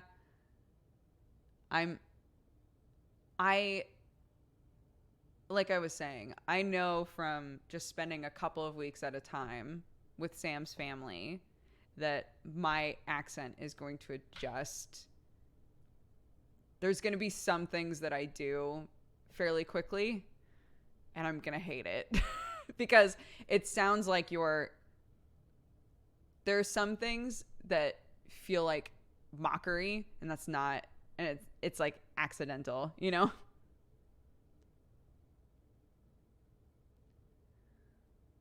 Jared said, that's so funny. Love you, miss you. What a sweetheart.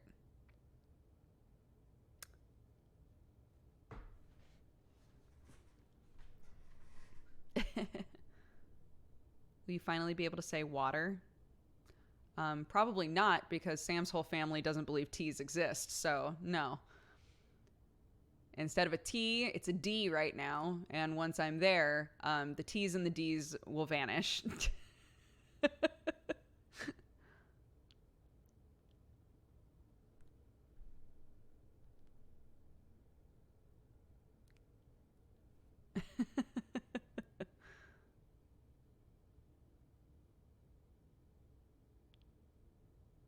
It depends on where you are. Is it the Queen's English? Then you definitely say your T's.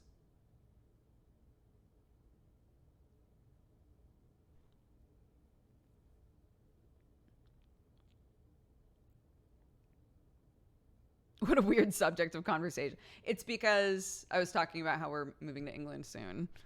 And so people were like, oh man, your accent's going to get all fucked up, which is true.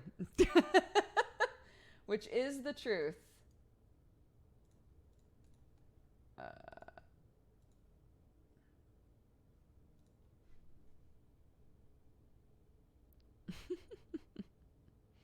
Moving or visiting? Moving. We're moving. It's very exciting. Big change. Leaving all my shit behind. Fuck it. We're moving.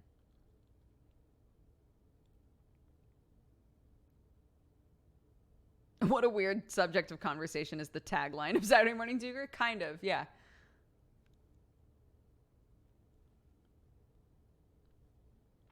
You excited? Very excited.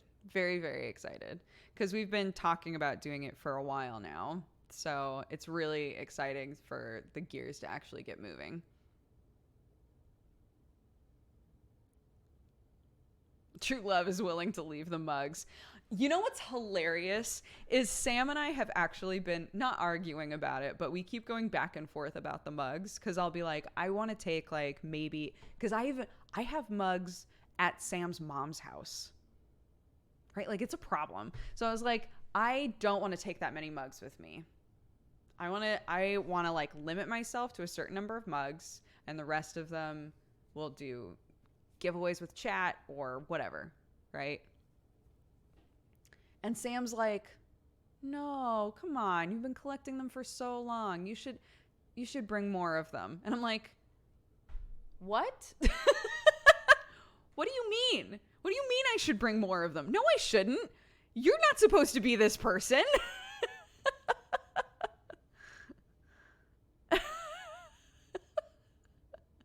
Ridiculous. Of course. Yeah, I mean, how many mugs do we need? Right? Some families believe that you should only have as many things as the family would need in a given day, as like your nuclear family would need in a given day. That is not going to be the case for us because Sam's family is huge and they drop by all the time, right? They just drop by each other's houses all the time. So we can't just say like, oh, we only need like a couple of plates, a couple of mugs. I want to have enough that if a brood showed up, everybody would be able to like have a snack, have a drink, whatever. Still excessive. This is still too many mugs for that. So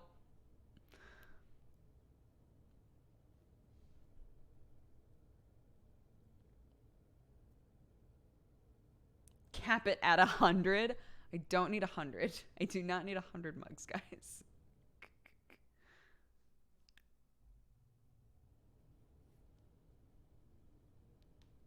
Do you have a count of how many you have? I used to have... I've been like slowly trying to give them away over the years, right? Because we just don't have room for them. And so now I need to literally like Marie Kondo it, take all of the mugs out from every area, lay them all out, and then be like, this is how many I want to keep. So have a fight to the death, right? Like this mug versus this mug. Which one wins this one? Get rid of that one. I think 10 is plenty. I should not bring more than 10 with me, I believe. But we'll see. But we'll see.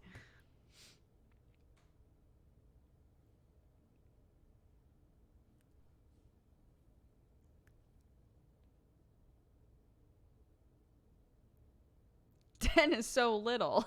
10 is for peasants. We're moving, chat. I can't have just an entire box of our cargo shipment just saying mugs on it. That's such a waste. It's such a waste. We're trying to downsize. We're trying to have a cheap as possible move to another country.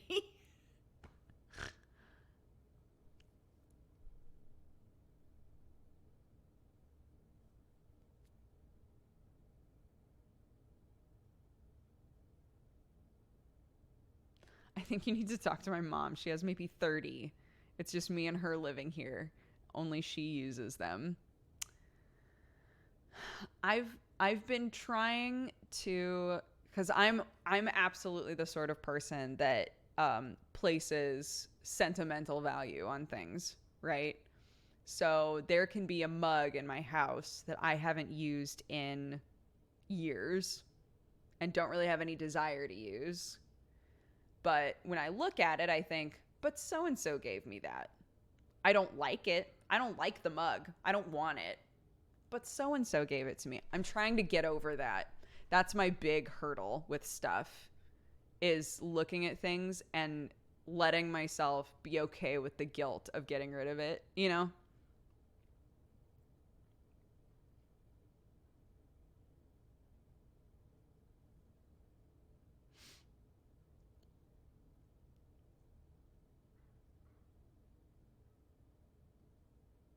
If you and Sam drink a cup every morning, 10 won't get you through a week. Are you saying that we shouldn't do dishes more than once a week? Chat, please.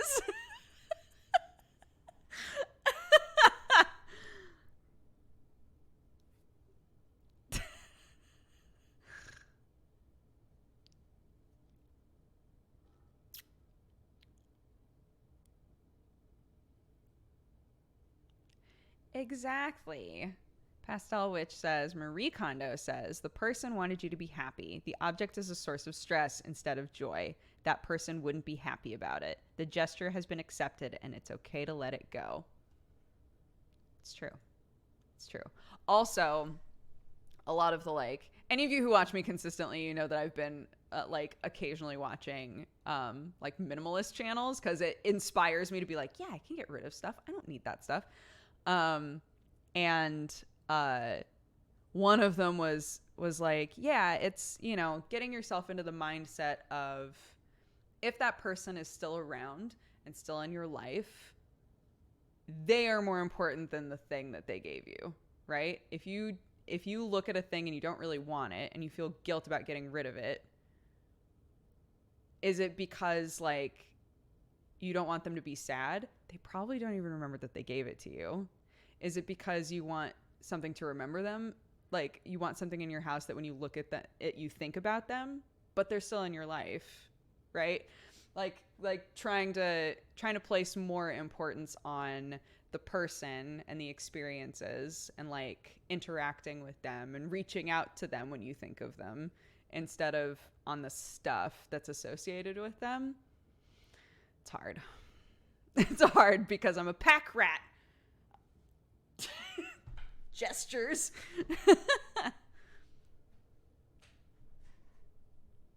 What will you do with all of your anime and manga at the office? I already, a long time ago, gave a lot of that to a library. So my problem is more, it could be useful. For me, if it hasn't been useful, this is another thing I've tried to get better about. If I haven't used it in the last year, my quality of life will go up to have one less thing and potentially need to rebuy it later. Obviously, it depends on the cost of the thing, right? Is it like a really expensive thing that you use occasionally? Or is it a pack of resistors? Right? Is it a pack of cheap resistors? And you're like, but what if I need a resistor? When, bud? When are you going to need a resistor? This is a true life experience. When are you going to need a resistor, buddy? Sure, down the line, probably will need a resistor. Go get one.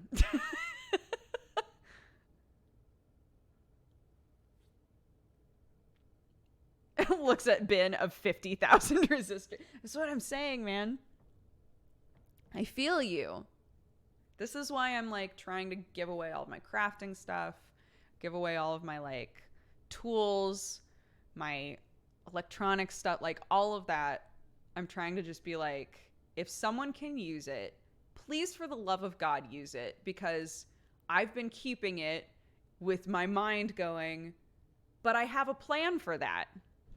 Great. That plan was 3 years ago and it hasn't happened yet. And one day it would be amazing to suddenly be filled with, like, the spark of activity in my heart where I'm like, God, I just really want to do that though. I do want to make that doorbell that lights up with a bunch of colors. That sounds amazing. I do want to make that. Great. then get the stuff to make that when you are inspired to make it, and stop holding on to this stuff that stresses you the fuck out. That's what I have to tell myself. And it's going to be different for everybody. And some of you will probably have a bunch of shit like that, but you're organized about it. And some of us aren't. And for me, I don't think being disorganized is as bad of a thing as we all say that it is all the time. But I do think that for some people, disorganization like really lowers your quality of life. This stresses me out like a lot. This stresses me out so bad, and that's why it just sits there. So if I can create situations where this just happens less often, that would make me happier, right? So trying to move toward the sort of habits and thinking patterns that will make me happier, and not look at this all the time and be like, I hate it. That's worth it. That's like worth the time for me. And it's taking me a lot of time, obviously, because I've been trying to do this sort of thing for like a couple of years now. It's just that it's needing to jumpstart. I'm having to like put a fire under my ass because we are leaving. So now it's like it's not just a gradual thing anymore. It's I need to part with stuff. I need to be okay with parting with things. And when we move, I need to try to even just write down like, these are habits I want to employ in this new place. I don't want this to happen again, you know? Anyway, that's me for my life and my experience. And I hope that nobody is listening to this and feeling like shamed about their life at all. This is me saying that like, I am a pack rat, and I have like strong hoarder tendencies with things, and it makes me sad, and I want to be happier. So I'm trying to make the effort to change things about myself to be happier. And it's all tied in with the moving process now.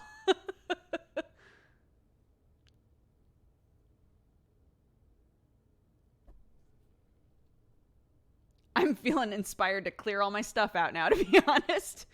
Yo, do it. Do it. It does feel good. I do hate the moments when you get rid of something and then you're like, fuck, I need that now. That's absolutely happened to me. So I get that feeling. Do you have a moving date? We do. I'll say that it's early December.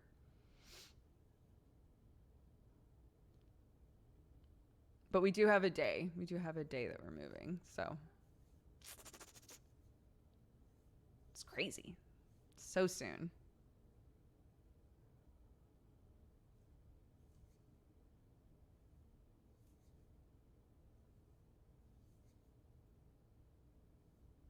Remember when you were little and you kept stuff like cool rocks that you found and you would pitch a fit when someone tried to get rid of it? Yeah. Yes. I got a box full of rocks that I thought were really cool. And then as an adult, I came across that box and I was like, oh my God, my sweet mother has been keeping a box of rocks in my room for years.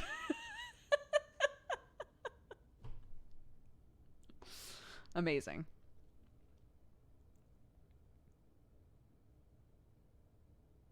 Simpler times. You still had it. I did. I still had it. Because my dad and I, it wasn't even just rocks from like outside. My dad and I, every single year, we would go to the beach together. We would have like a daddy-daughter trip, and we had like a little kind of rundown motorhome. So we would drive the motorhome to a beach campsite area, and we would hang out for like a few days. Yeah, one of the things that we loved to do was go to the beach and like pick up cool shells and cool rocks and all that kind of stuff. So a lot of those rocks were like beach rocks.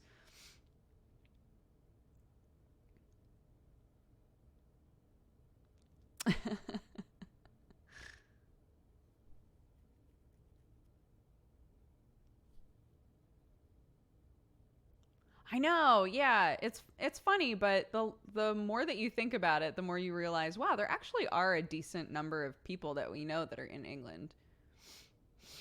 you know? That's so sweet. I know. My daddy. He's cute.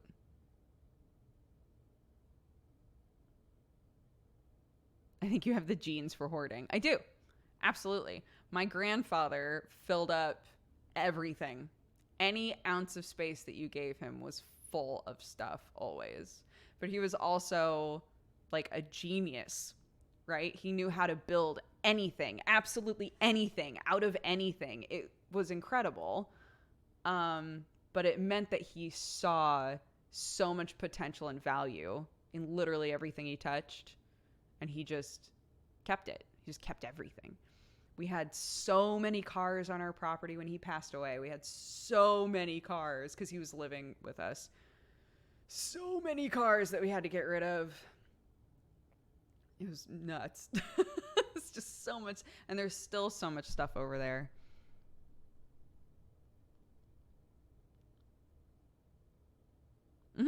We have a place.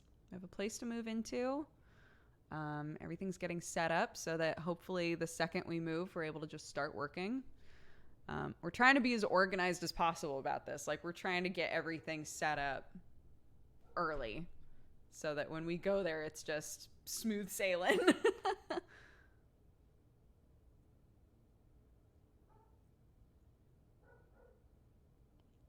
Yeah. Well, it also, like, when you apply to move there, it really, really helps your application to be able to say the UK citizen, so Sam, the UK citizen in this situation has his name on a lease. We have a place to go. We're not going to show up and just be like, so yeah, we go there. I can finish off everything when we're there. So we're excited.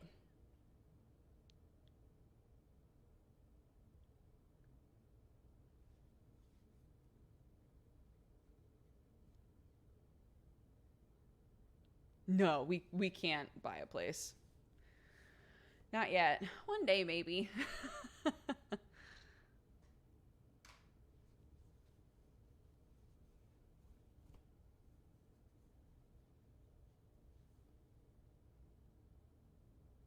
The cats are just going to be in cargo on the same flight that we're on.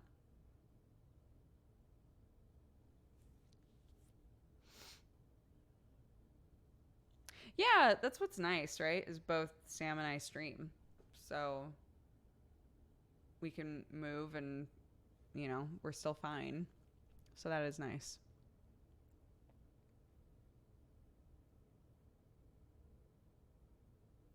Cats on a plane. Not in the normal area, right? They're in like a temperature controlled, nice like cargo area where all of the pets go.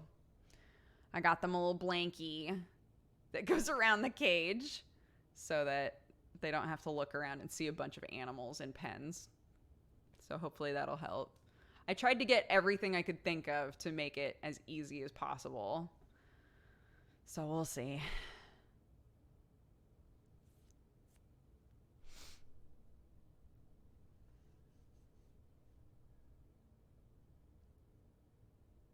Yeah, should be good. There'll be super stressful parts of it, and then it'll be done, and then it'll be done, for better or for worse. It'll be done, and we'll be there. Are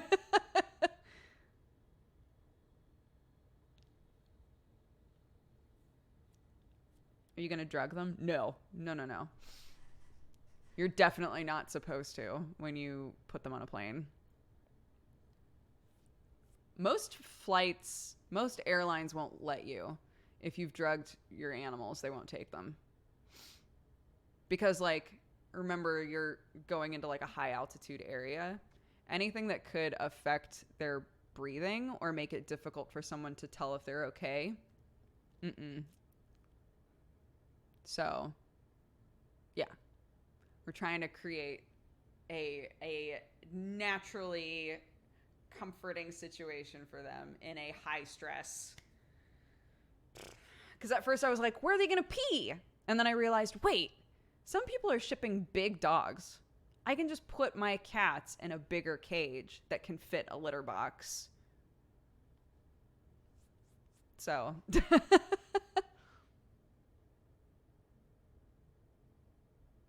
yeah. Lots of blankies, litter box, water, a blankie, some hormone spray. And hopefully they'll be okay. I don't think I could trust putting my cats in cargo. Unfortunately, with a long international flight, most airlines will not let you have them in the cabin. They can be in the cabin for short flights, but long flights, they have to be in cargo.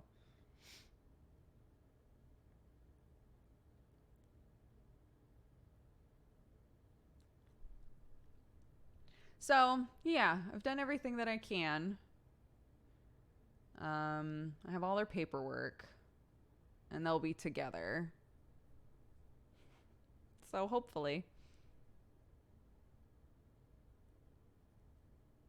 An iPad filled with shows for them. Oh my God, that would actually be amazing. Like, okay, I've loaded the iPad with an entire playlist of music that's supposed to be good for cats.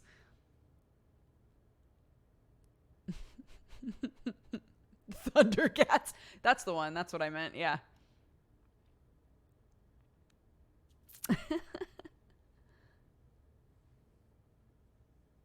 How are the cat's teeth? Watson has all of the problem teeth are out for her now. She's fine. Today is her last day of like pain meds and stuff, and so it'll be over a month before she has to fly after that. So she's good.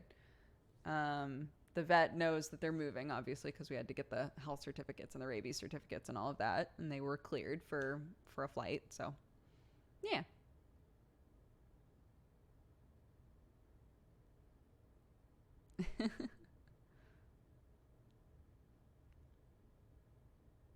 I brought my cat from the US to Sweden. It was easy. I'm sure they'll be fine. Thank you. I've had a couple of people in chat say that it was an easy process for them. So thank you. I'm sure it'll be fine. They are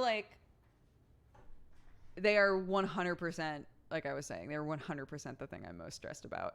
Is like being like, here you go. Here's my cats. Love them, please. So, need blankets that smell kitty friendly. Well, we'll just give them blankets that smell like us, right? I'll make sure not to wash our blankets and like pick out a couple and be like, okay, these are the cat blankets. These are the ones going in the cage.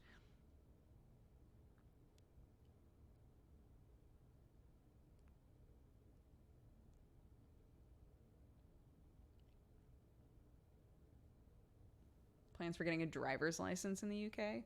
That is not a thing that I'm worried about yet. Sam has a UK driver's license, so it's his turn. He can drive.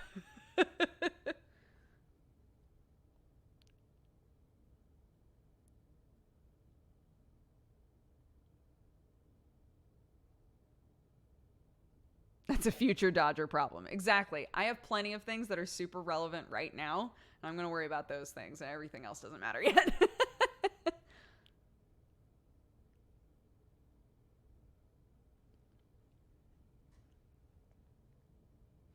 Sam can drive in England, yes.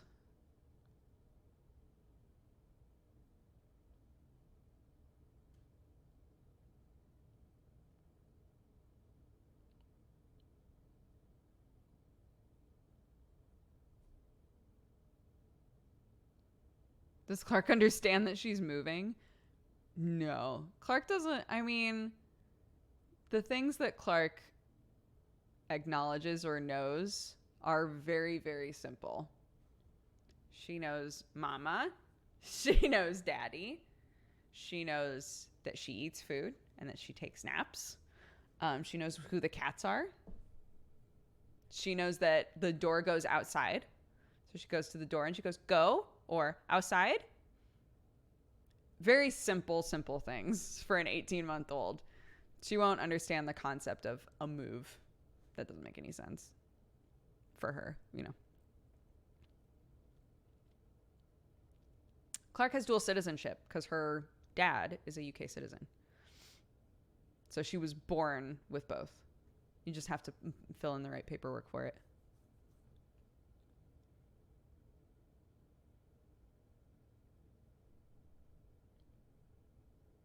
Yeah. She knows that dragons suck and she outroars all of them.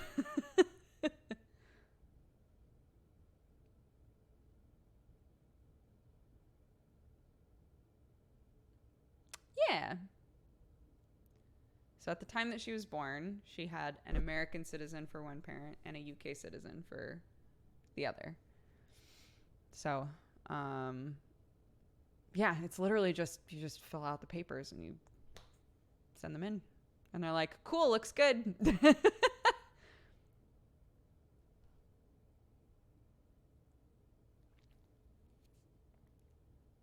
you expect this move to be forever or just a few years? I don't know. That is not, again, it's not a relevant thing right now, really. We're going through the fuss of the move. So we're not going to just turn around and come back in like a year. That's not a thing, right? But who knows? Bye, Gynax. Night stream tonight? No, it's Saturday, so no stream tonight.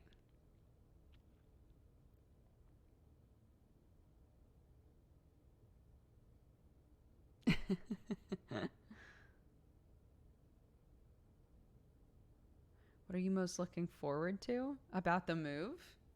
Being done with the move. I'm excited to have all of Clark's little cousins around for her to play with. That's going to be awesome. Because she doesn't have any kids to play with right now. And, you know, lots of family around. All of Sam's family lives in the same area. So it's just going to be really nice to have the support system there and to have the other kids around and all of that.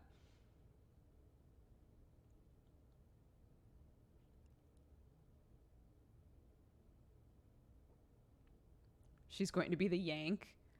I mean, she's barely talking. It's not going to be difficult for her to change the way she pronounces things, I don't think.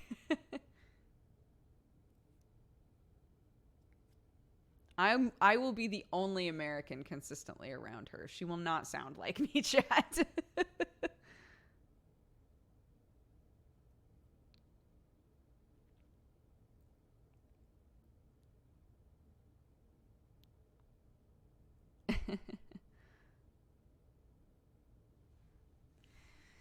Yeah, it'll be fun.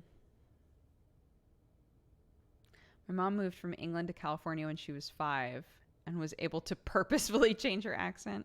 Yeah, again, Clark is only a year and a half. She has there's a decent list of words that she says, but it's a limited list. So she probably will not remember a time when she said things in an American way at all. Sorry if some of you feel like I'm ignoring your questions, it's because I've already answered them a couple of times. So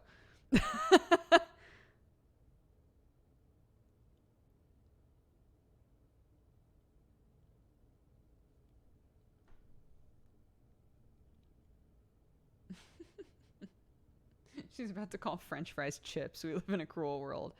Sometimes Sam still calls fries chips. And I'll be like, we don't have any chips. And he's like, of course we do.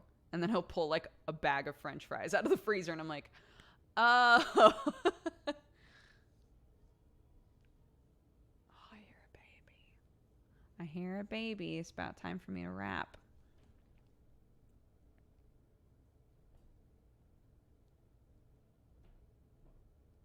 I hear she knows the words, oh, fuck. I said, oh, fuck around her. And she went, oh, fuck. Ah, and I was like, no. No, that's okay.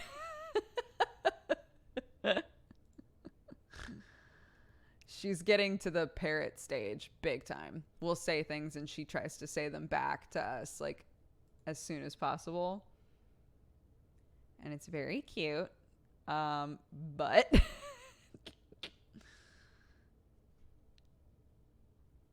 It's a ticking time bomb. I know, man. Can we see her before you end stream? Sam might be grabbing her right now. So maybe.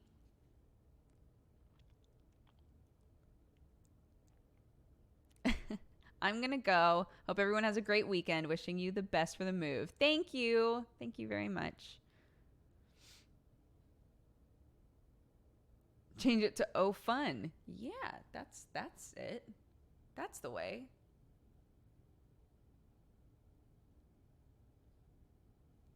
Hold up. Let me open this door so that I know when they come downstairs.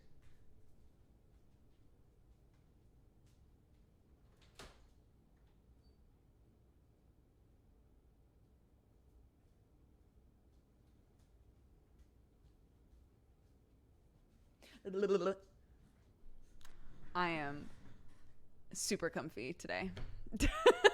If it wasn't obvious. Big comfort. I'm going to go make a sandwich. Me too, man. Okay, hold on. Let me start reading these off at least. Roberts XD, thank you very much for subscribing. Nexus Mega and Toma Comics and Balrog and Houndhammer, all of you, welcome to the Cat Gang. Thank you very much. Probably Not a Mur, thank you for gifting subs to Stock Sniper, Wizard of Nyaz, Zalancho, Jalouse, XS Voodoo, Ruroni Henshin, and OMG, it's Viv. All of you, welcome and welcome back to the Cat Gang from Probably Not a Mur. Be sure to say thank you to them if you were gifted a sub today. Paul Under Intensity, Hamsters from Space, and Bitfail, welcome to the Cat Gang. Thank you guys very much for the subs. El Greco, thank you for the 15. Crimson Brutus for the 6. Kyle Crash and Hard, thank you for the 20. Nicked Meta, thank you for the 25. Crazy Person 23 for the 37. Quantum Strike for the 17. Frake Mall for the 20. Goatee and Glasses, thank you for the 33. The Quiet Gamer, thank you very much for subscribing. Again, welcome to the Cat Gang. Random Lights, thank you for the 45. Sir Boat for the 38. Mountain Coder for the 56. Abelas for the 10. Manwin for the 56. Mario, thank you very much for the dono. Igdra, thank you for the 36. Happy 3 years, bud. Thank you, thank you. Stonehead, thank you for the 44. Potato and Yonster, thank you very much for the biddies. Uniak, thank you for the 4. Anko for the 21. Adam for subscribing. Welcome to the Cat Gang. Alex Vaunt, thank you for the 20. Gonlink Dead for the 35. Adoramus for the 10. Wiggin and Corazander and Scray, all of you, welcome to the Cat Gang. Oh my gosh, and we had some gifted subs just now. 5 from Mordock Pangburn to Goosezilla, Kyrostinian, Elf Twitch, Sir Spastic Pants, and Kelpie Girl. All of you, welcome and welcome back. Thank you, Mordock. Avi also gifted subs to Nix Pip, Platinum Faye, Captain Windwalker, Kubert, and Mr. Gray TB. All of you, welcome and welcome back as well. Be sure to thank whoever gifted you a sub today. It's very generous of them. And Parking Seal, thank you so much for the 2 months as well. Yeah, you're just showing off. I don't think that they're going to be down for a while, if I'm honest. So I'm probably just going to wrap up. I'm sorry. But I will... If she's in a good mood, I'll try to get that dragon head on her and take a pic. I was gifted a sub and I have no idea when it happened. It might be in your notifications. The 2 places where you'll know if you were gifted a sub is either if there's a pop-up in chat that says like, you were gifted a sub, do you want to say thanks? Or in your notifications, it will say if someone gifted you a sub. So you can always check there. Okay. Who is streaming right now? Disable pre-roll ads on your channel. Regularly run ad breaks to disable pre-roll ads for incoming viewers. Welcome. As much as I would like that, it sounds like you have to run so many ads to get rid of pre-rolls. I don't understand why you wouldn't just say, everybody watch 1 ad, and then you're good for the rest of the stream. I don't see the benefit for that. I don't know. Okay, let's see. Popcycled is streaming. Oh my gosh. Okay, so these are buddies of mine. They've only been streaming for a little while now, but they do really awesome like perlers and resin work and all kinds of stuff. So I've wanted to catch them before. So go and say hi. Again, you cannot raid this channel. What? Why not? Why can't I raid them? What? That's so weird.